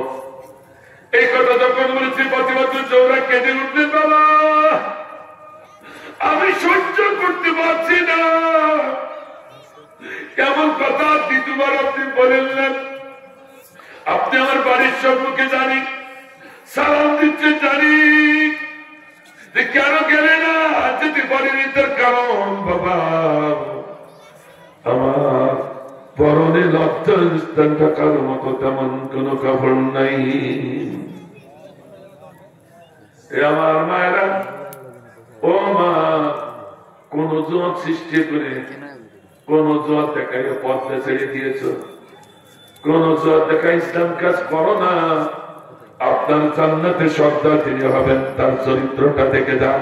ঠিক আমার এই কথা বলার সঙ্গে সঙ্গে আল্লাহ নবীর কাজ মুবারকে ছিল, রুমালটা উঠে ভিতরে দিলেন। বললেন, মা আমি তোমাকে না দেখে এক নজর খেলতে দিতে পারছি না, বড় কষ্ট হচ্ছে রে মা। তাড়াতাড়ি কাপড়টা পরিধান করে আমার সঙ্গে সাক্ষাৎ দাও। কাপড়টা পরিধান করে খতনে জান্নাত ফাতিমা তর্জমা লজ্জায় স্থান আবৃত করে আল্লাহ নবীর সম্মুখে মাথাটা নিচু করে চোখ দিয়ে অসরে পানিগুলো ঝরে যায়। নবী আমার বলেন ফাতিমা তর্জমার চোখ দিয়ে যখন পানি পড়ছিল মনে হয় মুখ তাজা হচ্ছে। আল্লাহ বলে মা গো, এই বিহার অবস্থা তোমার কে করেছে? বলো বলো মা, তোমার এই কষ্টটা আমি নবী সইতে পারবো না। কে তোমার কাঁদালো? কেন তুমি কাঁদো? একটু বলো মা। প্রতিবার তুমি চোখে বলে অজ্ঞান, আজ 3 দিন না খেয়ে এই কক্ষে পড়ে আছি আমি ফাতেমা, সেজন্য কাঁদি না। আপনার জামাতা আমার স্বামী আলী কারামাল্লাহ ওয়াজহু তিনি খাবার অন্বেষণে বেরিয়ে গেছেন, এখনো ফিরি নাই বাড়িতে। আজ 3 দিন আমি বুঝেছি তিনি খাবার জোগাড় করতে পারেননি বলে আসেন নাই। আমি সেজন্য কাঁদি না। কেন কাঁদো? ও আব্বা হাসান হুসাইন, আমার কলিজার টুকরো সন্তান, আপনার নয়নের পুত্তলি, আপনার দরিদ্র বারবার আমার কাছে আসছিল, আমার কেবি বলছিল মা তুমি রাশের খোদা, আমাদের পিতা আর স্ত্রী আলী কারামাল্লাহ ওয়াজহু, তুমি হাসান হুসাইনের মা, তুমি খাতুনে জান্নাত, তুমি না গোটা বিশ্বের শ্রেষ্ঠ নেতা, শ্রেষ্ঠ নবী, আমার নানাজির নয়নের পুত্তলি ফাতিমা। ও মা, খোদার যন্ত্রণায় মরি, এতটুকু খাবার কি তুই আমাদের দিতে পারো না?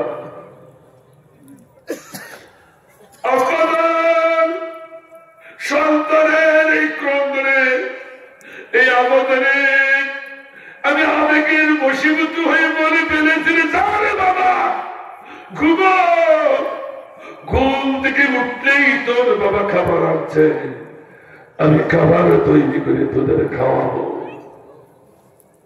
কিন্তু আব্বাজান আপনার জামাত আসে নাই, বাড়িতে কোনো খাবার আনা, এক্ষুনি সন্তান দুটো থেকে যে বারবার খাবার চাইলে, খাবার যখন দিতে পারবো না সন্তানের কাছে মিথ্যাবাদী হয়ে যাব, সেজন্য আমি ফাতিমা চোখের পানি ছেড়ে কাঁদি।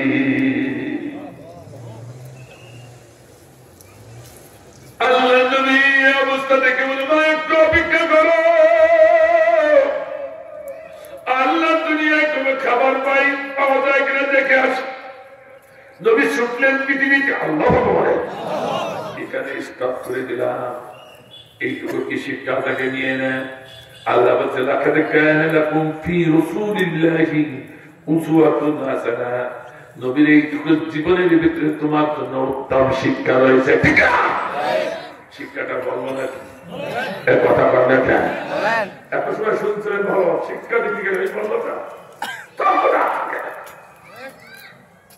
উঠে যাবেন না তো, খেয়াল আছে তোমার দিন। আমার ভাইরা আজকে আমার সমাজে লাভ করে না, শুনুন আমি কারোর বিপক্ষে বলছি না, হিদায়াতের লোককে বলছি। আমাদের সমাজে কিছু লোক আছে, আসো ভাই সময় দান করো, সময় দিয়ে একটু সময় দিই। আমি কলেজ থেকে বেরোচ্ছি, আসর নামাজ বাদ দেখলাম লম্বা করে একটা লাইন যাচ্ছে। আমি কাউকে ঘৃণা করে কথা বলছি না, আমি শুধু শিক্ষার জন্য, হিদায়াতের জন্য বলছি। কথাকে বুঝতে পারছো? লম্বা করে একটা লাইন যাচ্ছে, হুজুরও আছে, হুজুরও আছে।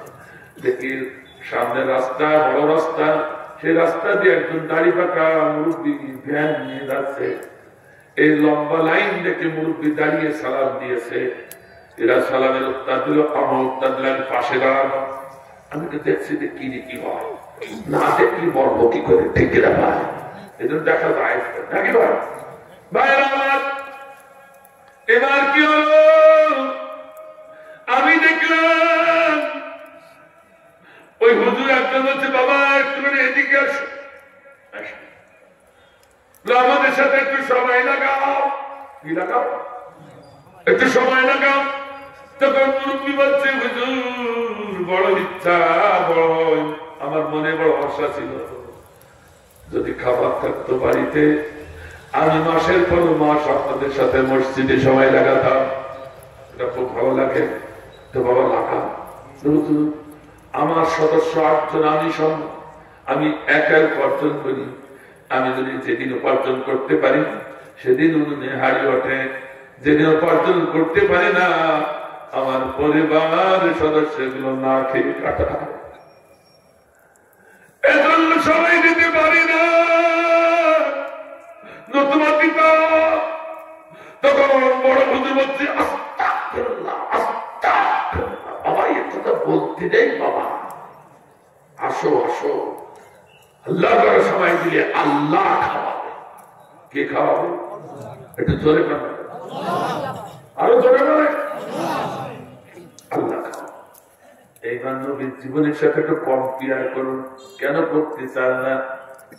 আমার ভাইজান, আল্লাহর কাছে আল্লাহ নবীর মতো প্রিয় কোন ব্যক্তি আছে? কথা বলে না। যদি মসজিদে কোনায় বসে জিকির করলে, নামাজ পড়লে, উদ্যাকার কোনায় বসে জিকির করলে যদি আল্লাহ খাওয়াবে, তো নবী জানতেন না? কথা কয় না। তাহলে নবী কেন পৃথিবীতে ছড়িয়ে পড়লো, জমিনে ছড়িয়ে পড়লো খাবার অন্বেষণে? নবীরা জানতেন আল্লাহর ঘরে সময় দিলে, আল্লাহর ঘরে কোনায় বসে জিকির করলে আল্লাহ খাবার দিবে। তাহলে নবী আর জমিনে ছড়িয়ে পড়তেন না, ওই সময় আল্লাহর ঘরে উঠে খাবার চাইতেন। ঠিক না? এটা হচ্ছে নবীর জীবনে শিক্ষা। আল্লাহ বলেন। তাহলে বোঝা গেল আল্লাহ খাওয়াবে এই কথা বলা যাবে, এ কথা কয় না, এ কথা বলা যাবে না। নবীর শিক্ষা নিতে হবে। নবী কি শিক্ষা নিল? খাবারের জন্য আগে চেষ্টা প্রচেষ্টা করতে হবে, তারপর ভরসা করতে হবে। তারপরে গরু খুঁটুটা উঠলাইয়া দিয়া মাঠে গরু ফেরিয়ে দিয়ে আসতো, খুঁটো খুঁটি নাই। খুঁটো কত খুঁটো খুঁটো কার না ফুটটা ফুটে বাড়ি এসে বলছে আল্লাহ ছাগল ফেরি দিয়ে আসছে যেন খাবার পরের জমির জন্য ফসল না খায়। ও ছাগলকে শুনবে কথা পারে আল্লাহ ফুটটা ফুটে আসছে বাড়ি এসে তার তো ঠিক না? পাগলামের টাকা পাওয়া ঠিক না? তারপর ভাই কুদিয়াতিস সালাতু ফান্তাশিরু ফিল আরদ আফতাগু মিন ফাদলিল্লাহ। আল্লাহর ঘোষণা ফরজ নামাজ আদায় করার পর ঘরের কোনায়, মসজিদের কোনায় আর বসে থাকতে পারবে না, জমিনে ছড়িয়ে পড়বে। ফান্তাশিরু ফিল আরদ, জমিনে ছড়িয়ে পড়বে হালাল রুজি অন্বেষণে। ঠিক না? এক পতাকা আর নবীর পতাকা। তুমি আল্লাহর কোরআনের বিপক্ষে নেই, নবীর জীবনের বিপক্ষে নেই। তুমি কিভাবে বলো মসজিদে কোনায় বসে থাকে আল্লাহ আল্লাহ করলে আল্লাহ খাবে? সম্পূর্ণ শিরকি বিদআতি কথা। ঠিক আছে? একটু রাগ করলেন নাকি ভাই? এই কথা বললেই রংপুর হাজি সাহেবের মতো এক গাড়ি পাকা হাতে ঠেকে উঠেছে, বলে হুজুর আপনার সব কথা আমি মেনে নিচ্ছি, এইটা মানতে পারলাম না। কারণ আমি তো অবাক। কারণ সিঙ্গাপুর সভাপতি আমার 5টি ছেলে 5 কান্ট্রিতে চাকরি করে, প্রতি বছর যে সম্পদ পাঠায় এখান থেকে, তাতে আমার যদি 5 সিঁড়ি বসে বসে খায়, তা আমার সম্পদের কমতি হবে না। আমার হালাল খাবার আছে, আমি এখন বসে বসে মসজিদে কোন দিকে করবো না। তোমার কথা তো একেবারে খারাপ না, ওর উৎসাহ আছে কিনা? ঠিক কিনা? আমি বললাম হাজি সাহেব মুদ্রার এক পিঠ দেখলেন আর এক পিঠ দেখলেন না, এটা বড় সাংঘাতিক খারাপ। ঠিক দাদা এই কথা বলো না কেন? মুদ্রার এক পিঠে শেখ মুজিব দেখি সব অপার পিঠে তো জিয়াও থাকতে পারে, এ কথা হয় না কেন? রাগ করতে তো নাকি? আমি বললাম হ্যাঁ ঠিক আছে, কিন্তু মুরব্বী শুনুন, অত্যাগমিন ফাদলিল্লাহ আরবের কাছে শুনুন, এখানে হালাল রুজি অন্বেষণ করো এ কথা নাই, আল্লাহ রিজামন্দি হাসিলের জন্য জমিনে ছড়িয়ে পড়ো, এ কথা বলে কেন?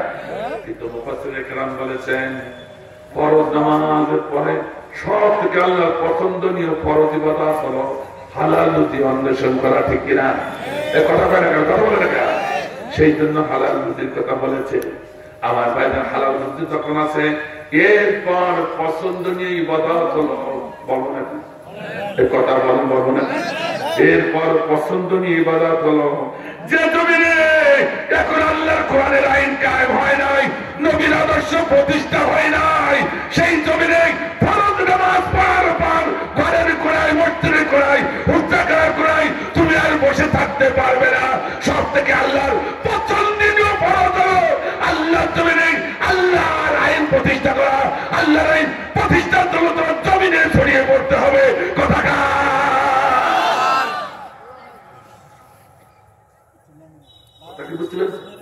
এই একখান শিখতেছিলাম, এইটুকু জীবন আর একটা আগুন আছে নাকি থাকবে চালাবো। এই মুরব্বীকে রাগ করে চলে যাচ্ছে। আমার ভাইরা অসুবিধা হচ্ছে না তো ভাই, জায়গা বন্ধু দেখতে পারবেন না। আমার ভাইরা চলুন আল্লাহ নবী এক দৌড় দিয়া ইয়াহুদের বাগানে হাজির। যে দেখে ইয়াহুদের বাগান মালিক খেজুর গাছের গোড়ায় পানি সিঞ্চন করছে। যুবক বলছে বাগান মালিক আমি পানি উঠায় দিতাম, কোন দাদা কি আপনি আমারে দিবেন? ইয়াহুদি মালিক টাকায় আছে। তাকানোর কারণ হচ্ছে তিরমিজি শরীফের হাদিসে এসেছে আল্লাহ রাসূলের চেহারা হলো সাদা দুধের ভিতরে লাল টকটকে আলতায় এক ফুটা ঢেলে দিলে রংটা যেমন টকটকে হয়, আমার রাসূলের চেহারাটা ছিল টকটকে।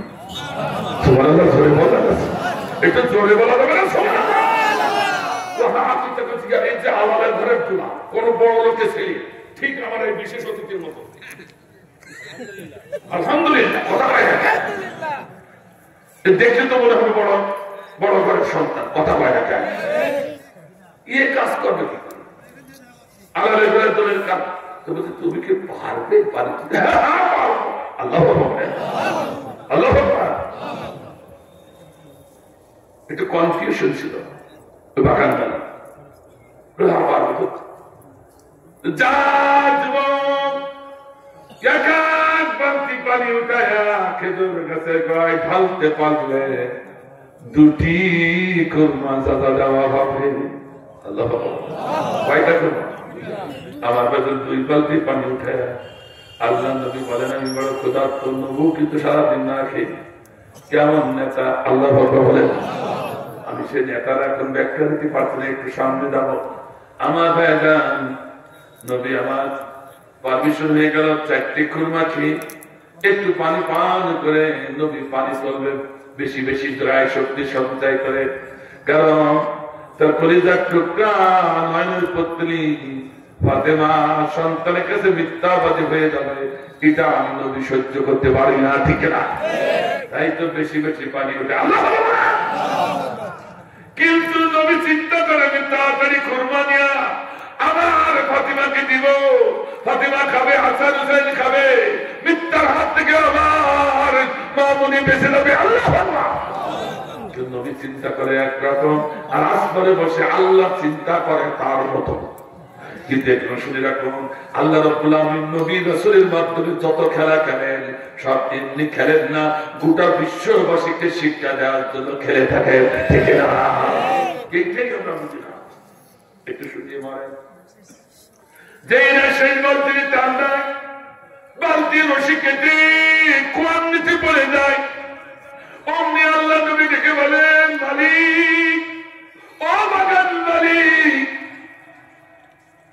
হয়ে গেছে কি হয়েছে বালতি রশি কেটে বালতি কোয়ান নিচে পড়ে গেছে এই কথা শুনবার মতো ব্যাকরের মতো হুঙ্কার দিয়া কোন প্রশ্ন কোন জিজ্ঞাসা ছাড়াই আল্লাহ নবীর সোয়ালে 5 আঙ্গুলের চপড়া হাত বসিয়ে দেয় নাউজুবিল্লাহ ধরে বললেন বাড়ি নেই নাউজুবিল্লাহ বলেন বাড়ি নেই আমাদের কপালে তো ঝাঁকা লেগেছে এই জন্য আমাদের দেশে ন্যায়ের পক্ষে আলেমগুলো মেরে ফেললো আর আমাদের অনুভূতি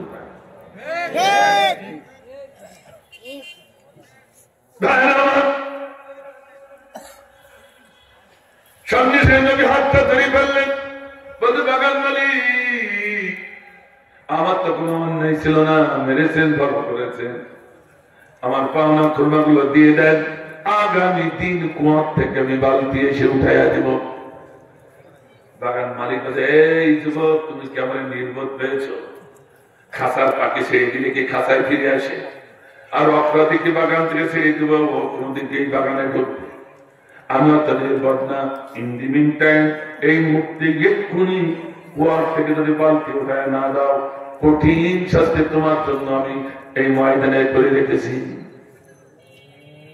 আল্লাহর নবী বিপদে মুসিবতে পড়ে যায় নবী রাসূলুল্লাহ বিপদে মুসিবতে পড়লেন দুটি কাজ করতে প্রথম কাজ যায় নামাজটা বিছায়া আল্লাহর দরবারে সিজদায় পড়ে যেতেন দ্বিতীয় কাজ দুটি হাত গভীর রজনীতে আল্লাহর পরে উঠায়া আল্লাহকে জানাতেন ঠিক না আমার ভাইজান নবীর সঙ্গে সঙ্গে বাগানে সিজদায় পড়ে যায় নবীর চোখের পানি তখন জমিন টাচ করে আল্লাহর আরশে আজিমে জোশ বেড়ে যায় আল্লাহ আল্লাহর সঙ্গে সঙ্গে ডেকে বলে আহা বন্ধু রে কয়েক অবস্থি বন্ধু রে কেঁদো না বন্ধু ওঠো জাগো চোখের পানি মোছো বিসমিল্লাহ বলে কুয়ায় হাত ঢোকাও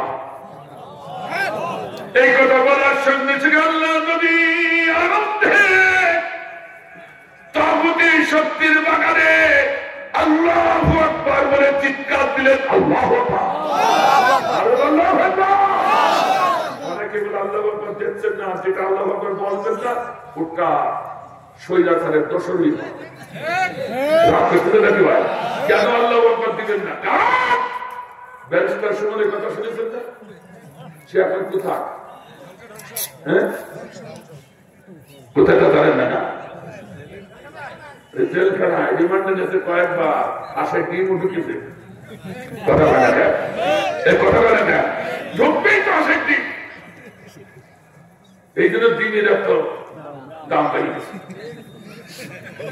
কারণ একটা গল্প আমার মনে করি না বলি তা খুব অসর কান্না আপনার তখন আল্লাহ বলছেন না বলি যাচ্ছে আমাদের ভাইজান 1 বছর নামদার ঘোষণা করেছে তোমরা যদি আমার সাথে সাক্ষাৎ করতে চাও তাহলে করতে পারবা শর্ত একখানা নামি দামি ফল ফলানি আমি তো উপভোগ করছি রাজার সাথে কে না সাক্ষাৎ করতে চায় সবাই আঙ্গুল বেদরা কিসমিস দিয়ে ঢুকছে এক বন্ধু আর এক বন্ধুকে বলছে বন্ধু আমায় তো কিছু নেই গরিব মানুষ দেখ কাজ করি তোর তো বাড়ি কাঁঠাল আছে হ্যাঁ হ্যাঁ আছে তুই একটা কাঁঠাল নেই আর আমার দাম গাছ একটা দাম তুই এই দাদা মানবে না আনকমন ফল আমরা যখন দেবো রাজার দৃষ্টি আমাদের পরে পড়তেও পারে চলো বন্ধু একজন কাঁঠাল একজন ডাব দিয়ে চলে এসে সবাই দেখছে ডাব দিয়ে চলে এসে হঠাৎ করে রাজা বলে জি আলম পাড়া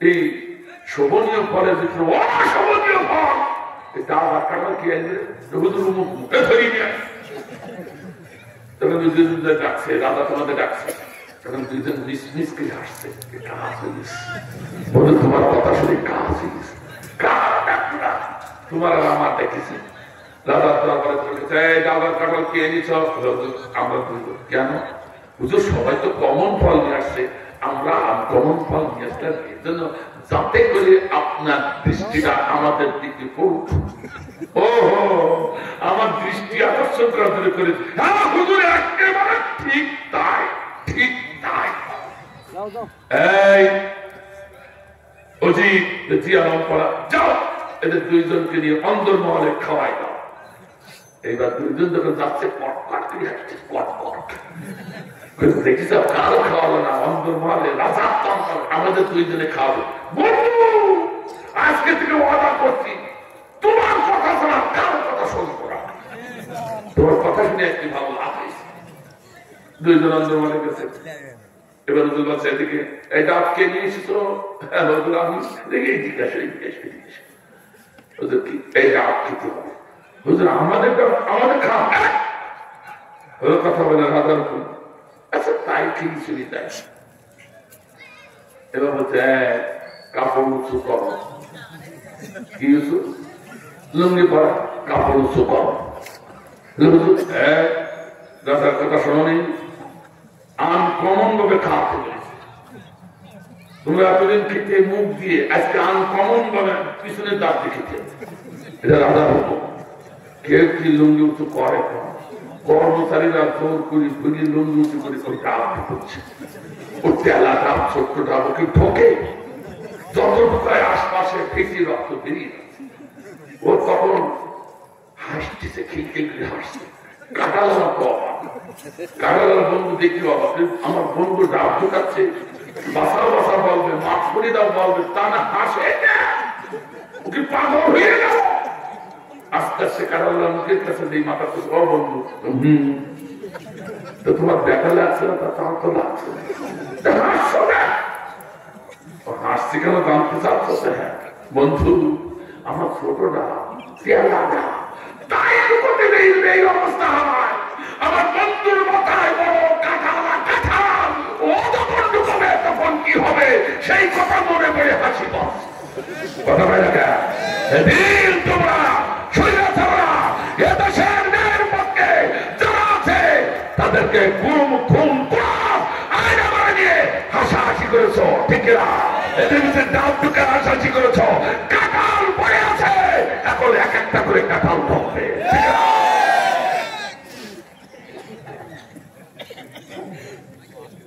দিন ঝগড়াতে কি ঝগড়া? হ্যাঁ রাগ করছে না? ব্যারিস্টার সুমন তিনি সরাসরি তার টক শোতে, আমি নিজে কানে শুনেছি, দেখেছি, তিনি বলছে এদেশে যারা আল্লাহু আকবার তাকবীর দেয় ওরা সব জঙ্গি। নাউজুবিল্লাহ জোরে এই কোরআনে জায়গা দেখেছি, নাউজুবিল্লাহ বলছে। আসলে ওজনটা বুঝতে পারেনি। উনি বলেছেন শুধু এই বলেনি, এই শব্দ থেকে আমার জঙ্গির গন্ধ পাচ্ছি। অথচ সরাসরি আল্লাহ সূরাতুল মুদ্দাসসির খুলে দেখুন, আলেমদের আছে কেন, আমার নেতারাও আছে। সূরা মুদ্দাসসিরে আল্লাহ বলেছে ওয়া রাব্বাকা ফাকাব্বির, তুমি যেখানে যে অবস্থায় থাকবে, এমনকি ফাঁসির মঞ্চ ধরে দেওয়া হয়, সেখানেও আমি আল্লাহ আমার শ্রেষ্ঠত্ব ঘোষণা করে তোমাকে তাকবীর দিতে হবে, কারণ কোন বাতিলের কাছে মাথা নত করা যাবে না। আর সেই তাকবীরকে যারা বলে জঙ্গির গন্ধ পাচ্ছি, তারা তো আল্লাহরে জঙ্গি বলে।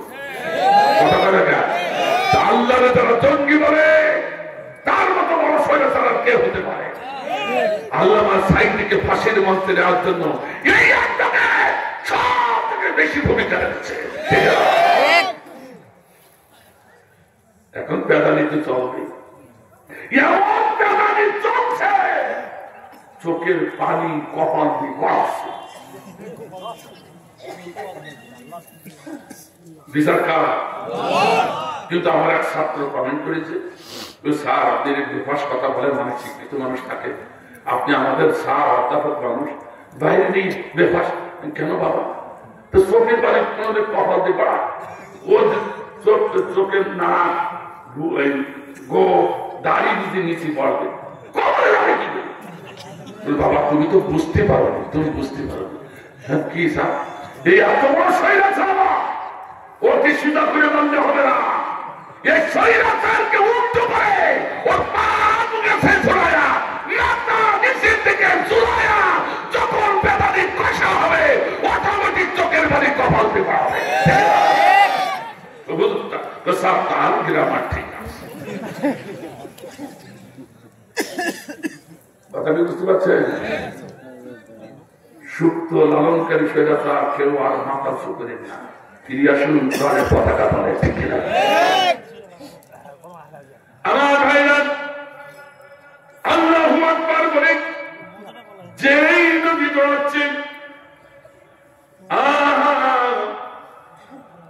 তখন বাগান মালিক বলে দৌড়াই যাবি কে যুবক, চতুর্পাশে আমার কর্মচারী ফেরা, পালাতে পারবি? কিন্তু আমার ভাইটা দেখলো পালাবো না, যুবক কুয়ার কাছে যায়, ফিরে কুয়ার কাছে যে আল্লাহর নবী বিসমিল্লাহ বলে কুয়ার ভিতরে হাত ঢুকাতে বিলম্ব হলো বটে। কুয়ার বালতি আল্লাহর নবীর হাতে আসতে মোটেই বিলম্ব হলো না। তবে বাগান নবী কত হয়ে গেল, ছোট মানুষ হাত লম্বা হইল কি করে, একটি কটকুটি নাকি কথা বলে অবাক হয়ে গেছি।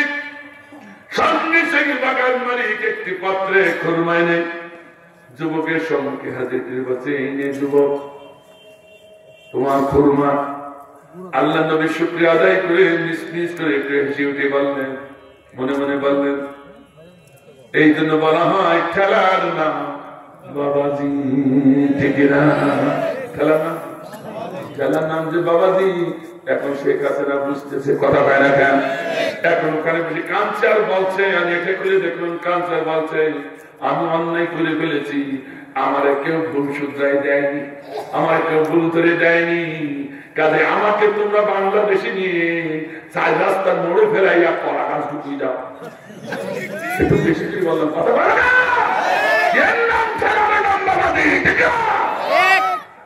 রসুল বললেন আগে চাইলাম তা দিলে না, এখন না চাইতেই পারি। কিন্তু আল্লাহ নবী খুরমাগুলো পেয়ে গুনলেন 1 2 3 40, 3বার গুনি দেখলেন কয়টা? 40টি। সঙ্গে সঙ্গে নবী আমার বললে, হে বাগান মালিক ভুল করেছ। কি? আমি 10 বালতি পানি উঠাইছি, বিনিময়ে পাবো 20টি খুরমা, কিন্তু ভুল করে 40টি দিয়ে বসেছেন, যা যুবক এমনি ধরে দিলাম। তখন আল্লাহ নবী বললেন, না বাগান মালিক, আমরা এমনি খাই না, আমাদের যতটুকু প্রাপ্য আমরা ততটুকু খাই, ঠিক না? আল্লাহ এই কথা শুনে তো অবাক হয়ে যায়।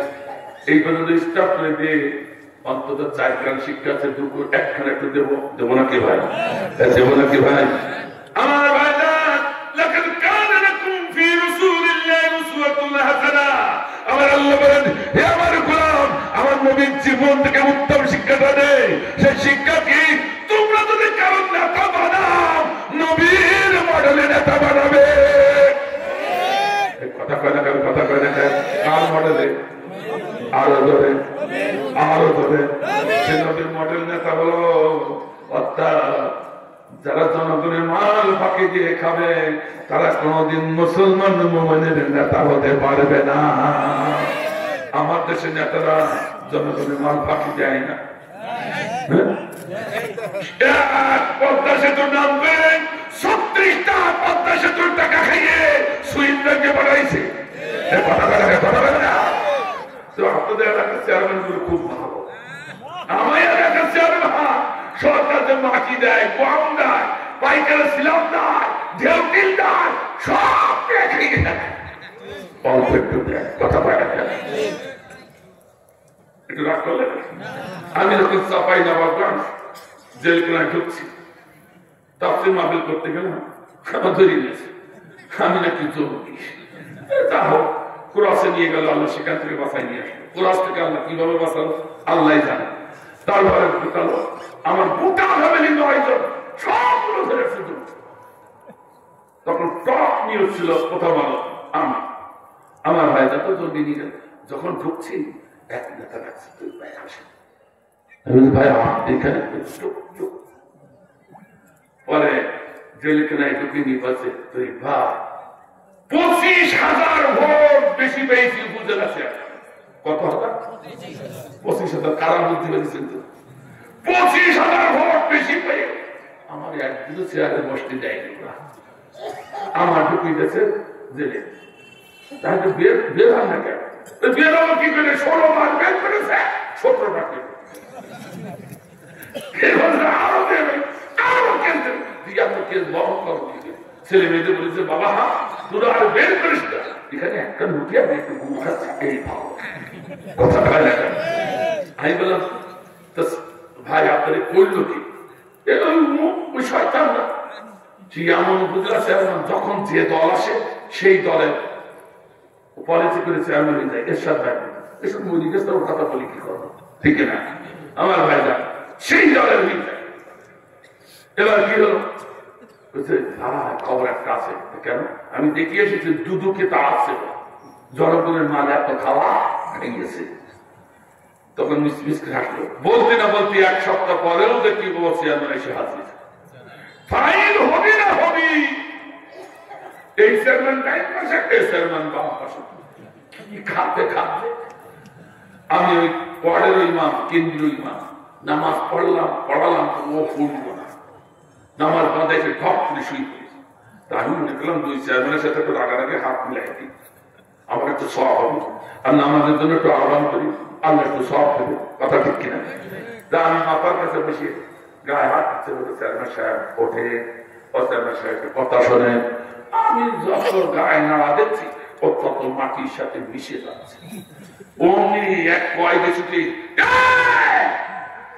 কোন বেয়াদব, কোন বেয়াদব, হুজুর ডাকে তা ওঠে না, কোনটা কয়েদিনা বলে হুজুরকে আমার ভালোবাসে। আরো ইমাম, হুজুর ডাকে তা ওঠে না, এই ভাই বেয়াদব বলেন না, এই উপজেলা চেয়ারম্যান, হুজুর উপজেলা চেয়ারম্যান তো আমার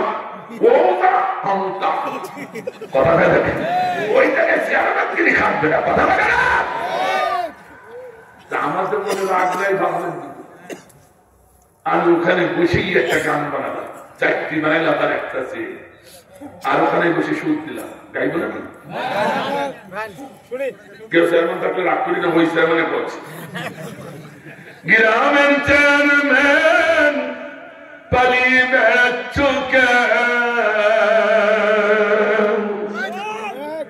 শুনেছি দুদুকের খাতায় তোমার নাম নাকি, শুনেছি দুদুকের খাতায় তোমার নাম। আগে কি সুন্দর মাল কামাইতাম আমরা, আগে কি সুন্দর মাল কামাইতাম।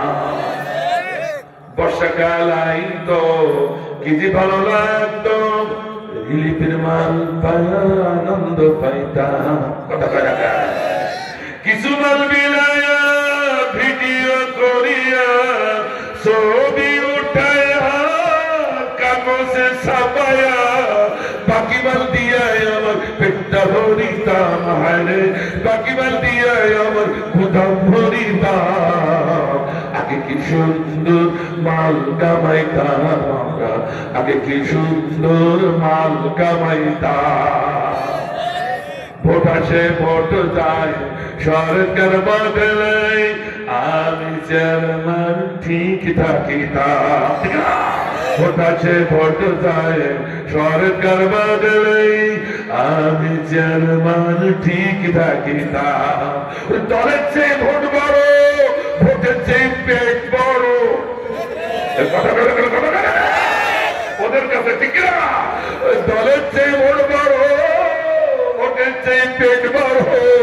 তাই তোকে দল ওটার ঠিকবাজি খাইতাম আমরা, তাই তোকে দল ওটার ঠিকবাজি খাইতাম। আগে কি সুন্দর মাল কামাইতাম আমরা, আগে কি সুন্দর মাল কামাইতাম। তাই পাশে চেয়ারম্যান ঠেলে উঠে বলছে হুজুর আর একবার গা, বাম পাশে তো মাটির সাথে মিশে গেছে। এটা ডাইন পদ্ধতি, এটা বাম পদ্ধতি। কথা খাতে খা মুন্তাদের পা। আমার ভাই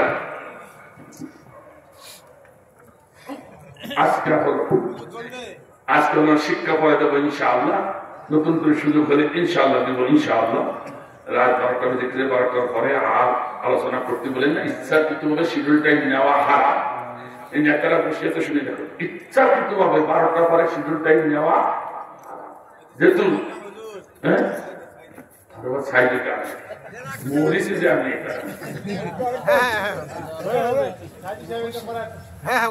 আমার ভাই 5 মিনিট শেষ করে দেবো। রাজি আছে তো? কেউ উঠবেন না তো? ভাইরা আমি যেটা বোঝাতে চাচ্ছিলাম, এই ইয়াহুদি পর্যন্ত সে কালিমা পড়ে মুসলমান হয়ে গেছে পাকা যাওয়া, আমি বলতে পারি না, বলতে পারি না। সেই যখন চিৎকার দিয়ে বলেছে খবরদার না চিনে না বুঝে আর মুসলমান নেতার গায়ে হাত দিস না, কপালে ঝাঁকা লেগে যাবে। ঠিক না? আজও দেখুন মুসলমান নেতার গায়ে হাত দিয়ে কি ফল হয়েছে বলবো না? শুনুন, বিশ্বনন্দিত আল্লামা দেলাওয়ার হোসেন সাইদি, তাকে মারা হলো না, সে মারা গেল। মারা হলো কি বললে হবে না, প্রমাণ নিয়ে যান। ঠিক না? আজকে বিচার করতে হবে, রাজি আছেন তো? সবাই রাজি আছেন তো? আমার ভাইজান, আজকে মানুষের আদালতে বিচার হবে, মাত্র 5 মিনিটে শেষ করে দেব আমার ভাইজান। কিন্তু শুনি এই বাস্তব অথেন্টিক কথা শোনার পর, বোঝার পর, দেখার পর কেউ যদি বিচার না করে ঘাট কাট করে উঠে যায়, আমার আল্লাহ কুরআনের ফতোয়া, উলাইকা কাল আনআমি বালহুম আদাল, ওটা মানুষ না, ওটা হলো জীবজন্তু বিদ্বেষীর আর কুকুর আছে তার থেকে নিকৃষ্ট পতাকা। তাহলে আজকে যদি মানুষ আর আপনাকে বিচার করায়, শুনুন, দুইজন ডাক্তারের কথোপকথন, একজন হচ্ছে পিনাকি ভট্টাচার্য, আর একজন হচ্ছে মোস্তফা জামান স্যার। ইন্টারনেট এখানে সার্চ করলে পেয়ে যাবেন। পঞ্চগত ভাইরা কেন জানতে চান? পিনাকি ভট্টাচার্য বলছেন, ও মোস্তফা জামান স্যার, তুমি ঢাকা মেডিকেলের ছাত্র, আমি তো মেডিকেলের ছাত্র, তুমি জুনিয়র আমি সিনিয়র, তুমি নাই বিজ্ঞ ডাক্তার, আমি না হই নর্মাল ডাক্তার। তোমার কাছে আমার একটু জানার আছে, ডাক্তারি বিদ্যায় কোন ভলিউমে কোন অপশনে এই আচরণগুলো লেখা আছে। একজন স্ট্রোকে রোগী আচরণটা এমন হবে, আমাদের একটু দেখা। কথা ঠিক আছে তো? কি ছিল শুনুন, তুমি বললে কুরআনের বাকি আল্লামা সাইদি স্ট্রোক করেছে, ইনি নায়েবে রাসূল মুসলমানের নেতা। ঠিক অথচ স্ট্রোক করেছে বলে গাজীপুর জেলখানা থেকে বের করে তুমি গাজীপুর হসপিটালে ঢুকালে। যেদিন ঢুকালে ওই দিন দুপুর বেলায় জোরে রাজার দোকান হলো। গাজীপুর কয়েদিকে ডাকলো, আল্লামা সাইদি আসো ভাই, আজান হয়ে গেছে, উজু বানায় একসঙ্গে না জামাতে নামাজ আদায় করি। আল্লাহ কয়েদি ভাইদের বলে নেই, দায়িত্বপ্রাপ্ত বিচার কর্মচারী যারা ছিল তাদেরকেও ডাকলেন, তাদের ডাকি নাই। পুলিশ ভাইরা যারা ছিলেন তাদেরকেও ডাকলেন, আসো ভাই আমরা জামাতে নামাজ পড়ি। ও মোস্তফা জামান সাহেব, সেদিন আল্লামা সাইদি দাঁড়িয়ে নামাজ পড়লেন, শুধু দাঁড়িয়ে নামাজ পড়লেন, তিনি জামাতের ইমামতি করলেন। পুলিশ ভাইরা তার পিছনে দাঁড়িয়ে দাঁড়িয়ে একটিনা করে নামাজ পড়লো। আল্লাহু আকবার, আল্লাহু আকবার। তুমি বলো বলো কোন বিদ্যায় আছে? ডাক্তারি বিদ্যায়। একজন স্ট্রোকের রোগী সে দাঁড়িয়ে নামাজ পড়ে কি করে? তাওবা জামাতের ইমামতি। কথাকে বুঝতে পারছেন? বুঝতে পারছেন? আমাদের ছাগলের মতো গলায় রশি দিয়ে টানলে আর এখন হবে না। বাংলাদেশের জনগণ এখন বুঝতে শিখেছে। ঠিক না? উত্তর তো দিলে না। আরেকটি প্রশ্ন, তুমি বললে আল্লামা সাইদি আরো মারাত্মক হয়েছে মোহাম্মদ, তাই তাকে গাজীপুর ডাক্তাররা চিকিৎসা দিতে সক্ষম না। এই রিপোর্ট করে তোমার কাছে পড়ালো পিজি হসপিটাল, মোস্তফা জামান স্যার পিজি হসপিটাল তোমার কাছে পড়ালো। অথচ তুমি যে কে কেউ না জানলে আমি জানি। পিনাকি ভট্টাচার্য বলছে, তুমি ছিলে ছাত্রলীগের সভাপতি, তুমি ছিলে সেদিন ওই গণমঞ্চে, শাহবাগের মঞ্চে ইমরান সরকারের সাথে তুমি নেতৃত্ব দিয়েছিলে আল্লামা সাইদিকে ফাঁসির মঞ্চে নিয়ে মারবে। তুমি তো সেই নেতা। কথা বলা যায়। আবার তোমার কাছে পাঠালো রিপোর্ট করি। এগুলো দেখলে মনে হয় বাঘের কাছে ছাগল পোষায়। আমার ভাইরা, ওটা তোমার ব্যক্তিগত ব্যাপার। তুমি একটু দেখাও ডাক্তার বিদ্যে কোথায় আছে। আমরা মারাত্মক হয়েছে, কিন্তু আমরা কি দেখলাম? উনি যখন হাইস গাড়ি থেকে নামলেন, হেঁটে নামলেন, উনি শুধু হেঁটে নামেননি, উনি মানুষকে সালাম দিচ্ছেন, শুধু সালাম দেননি, লাভটা লম্বা করে মানুষের সাথে মুসাফা করছেন, কথা পায় দেখেননি, শুধু মুসাফা করেননি, মানুষের সম্মুখে দাঁড়িয়ে বিশ্ব নন্দিত আলেন আল্লামা সাহেব যখন সৌজন্য আলাপ করছিলেন, আমার ভাইরা গোটা বিশ্বের মানুষকে চেনে, যখন সৌজন্য কথাবার্তা বলছিলেন তার চেহারার উপর যে চাঁদের পানির মতো হাসিগুলো বেড়ে যাচ্ছিল। আল্লাহর কাছে কি জবাব দিব আমরা? আল্লাহ আমাদের নায়েব রাসূলকে আমরা ঠেকাতে পারিনি এই শৈলাচের হাত থেকে, ঠিক না? ও মুসলমান আনসার বলো, একজন ইষ্টকে রুগী আরো বলবো দিয়েছে, সে হেঁটে নামলো কি করে, সে মানুষের সালাম দেয় কি করে, মানুষের সাথে মুসাফা করে কি করে, মানুষের সাথে সৌজন্য আলাপ যখন করছিল তার চেহারার মধ্যে সাদের ফালির মতো হাসিগুলো বের হয় কি করে? আপনার ভিতরে খবরটা হয়তো জানেন না।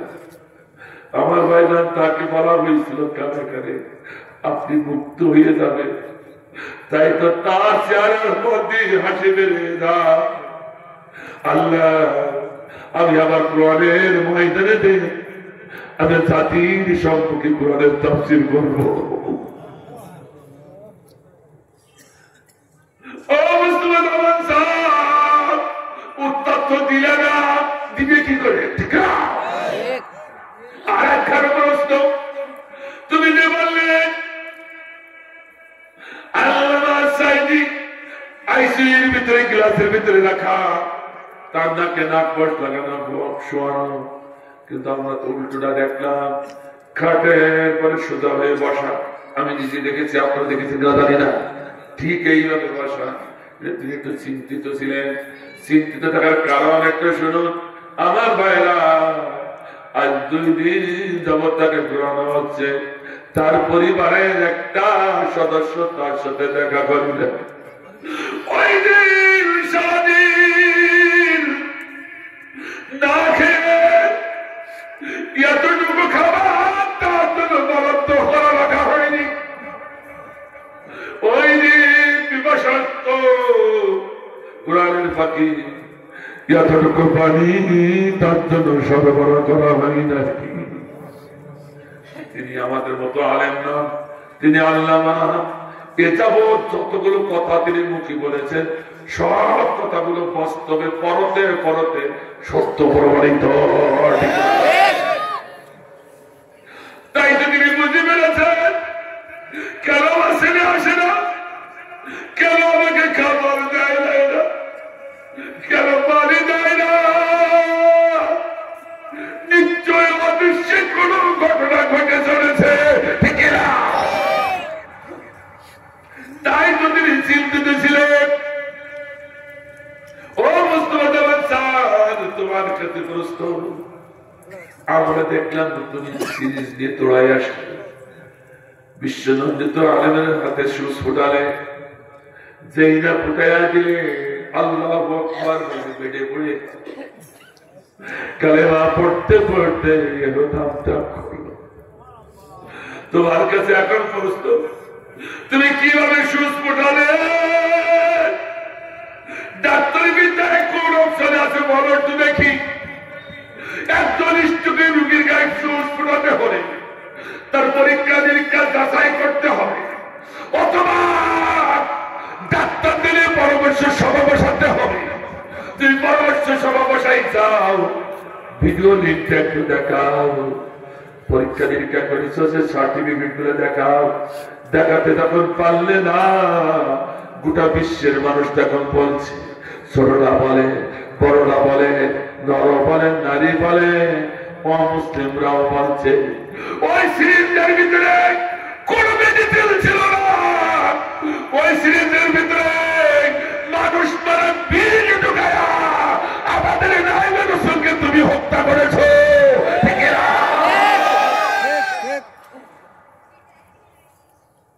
আমার ভাইরা, আমি নবীর জীবনের শিক্ষা বলতেছিলাম, সেখানে যেতে পারি নাই। সেখানে এই শিক্ষাটা আসতো, মুসলমানের নেতার গায়ে হাত দিও না, হাত দিলে তার প্রায়শ্চিত্ত করতে হবে। এই কথা কয় দেখেন, আল্লামা সাঈদকে তুমি সেদিন 51 মিনিট ছিলে মোদির সাথে। কত মিনিট? আগে তো সাংবাদিক ছিল, নেতারা ছিল, সিসি ক্যামেরা ছিল, তারপর একেবারে অন্তর্মহলে মোদি আর তুমি কি সিদ্ধান্ত নিলে? আমি অত নিচে নামছি না, কি সিদ্ধান্ত নিলে? যেই না সিদ্ধান্ত নেওয়ার পর 51 মিনিট সিদ্ধান্ত নেওয়ার পর বাংলাদেশে যেই আসলে তোমার এশারায় আল্লামা সাঈদকে বিস্ফোরণে হত্যা করা হলো। এই কথা বলে দেখেন, কথা বলে দেখেন, কাজেই মুসলিম নেতার গায়ে হাত দিয়েছ, বিস্ফোরণ করে হত্যা করেছ। একটা বছর তার একজন 14ই আগস্ট আল্লামা সাঈদকে শহীদ করা হলো। 5ই আগস্ট তুলি টুকরা দিয়া 300 নেতা নিয়ে তোমার পালানো লাগলো, ঠিক না? এখন এহদিন মতো ওখানে যেই বলছে আমি নিজে নিজে প্রায়শ্চিত্ত করবো, কথা মানে আমি 4 মাথার মোড়ে গেলে তুমি আমার কতল করে দাও, আমি প্রায়শ্চিত্ত করবো। ও কতল হবে না, তোমার আয়না ঘরে ঢুকাবো। আমি ওখান থেকে সেই তাকে জানাজা নামাজটা পড়তে দেওয়া হলো, জানাজা নামাজটা পড়তে দেওয়া হলো না, অথচ আল্লাহ বলে মাকারুন মাকারুন। এতদিন ষড়যন্ত্র করেছে, আমি ঢিল দিয়েছিলাম। আজকে যখন এত ঢিল দেওয়ার পরেও ফিরিয়ে আসছি না, আল্লাহ আমি তো ধরি তোমার ছাড়ি পতাকা পতাকা পতাকা আল্লাহ এইবার আমি ধরলাম। কে বলছে? তুই জানাজা যখন করতে দিয়ে আমি আমার গোলামের জানাজা করাবো পারলে ঠেকা। 30টা দেশে 30 লক্ষ করে বেড়াতে কথা আল্লাহ বলে পৃথিবীর ইতিহাস ব্রেক করেছে। আল্লাহ মক্কা শরীফে 3টি জানাজা হয়েছে রাসূলের জামানার থেকে। শেষ জামানাটা হচ্ছে আল্লামা শহীদ দেলাওয়ার হোসেন সাঈদী।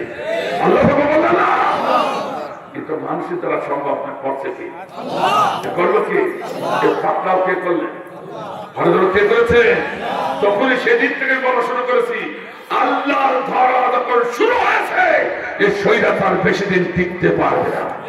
কথা বলে না, 1 বছরও টিকলো না। 14ই আগস্ট আর 5ই আগস্ট। কথা বলে না, আমার বলে সূরাতুন নিসা 76 নম্বর আয়াত খুলে দেখুন। কোরআন পড়ে ধরি আল্লাহ লা ইসতাফি জুনা। সেদিন ওই মুনাফিকরা বলেছে, এই মুহাম্মদ, এটা তোর বাড়ি না, এটা তোর শহর না, এটা আমার বাপ দাদার শহর। তোর শহর হচ্ছে ফিলিস্তিন, ওখানে চলে যা। তখন উৎখাত করে সবাই খাত বলেছিল সেদিন।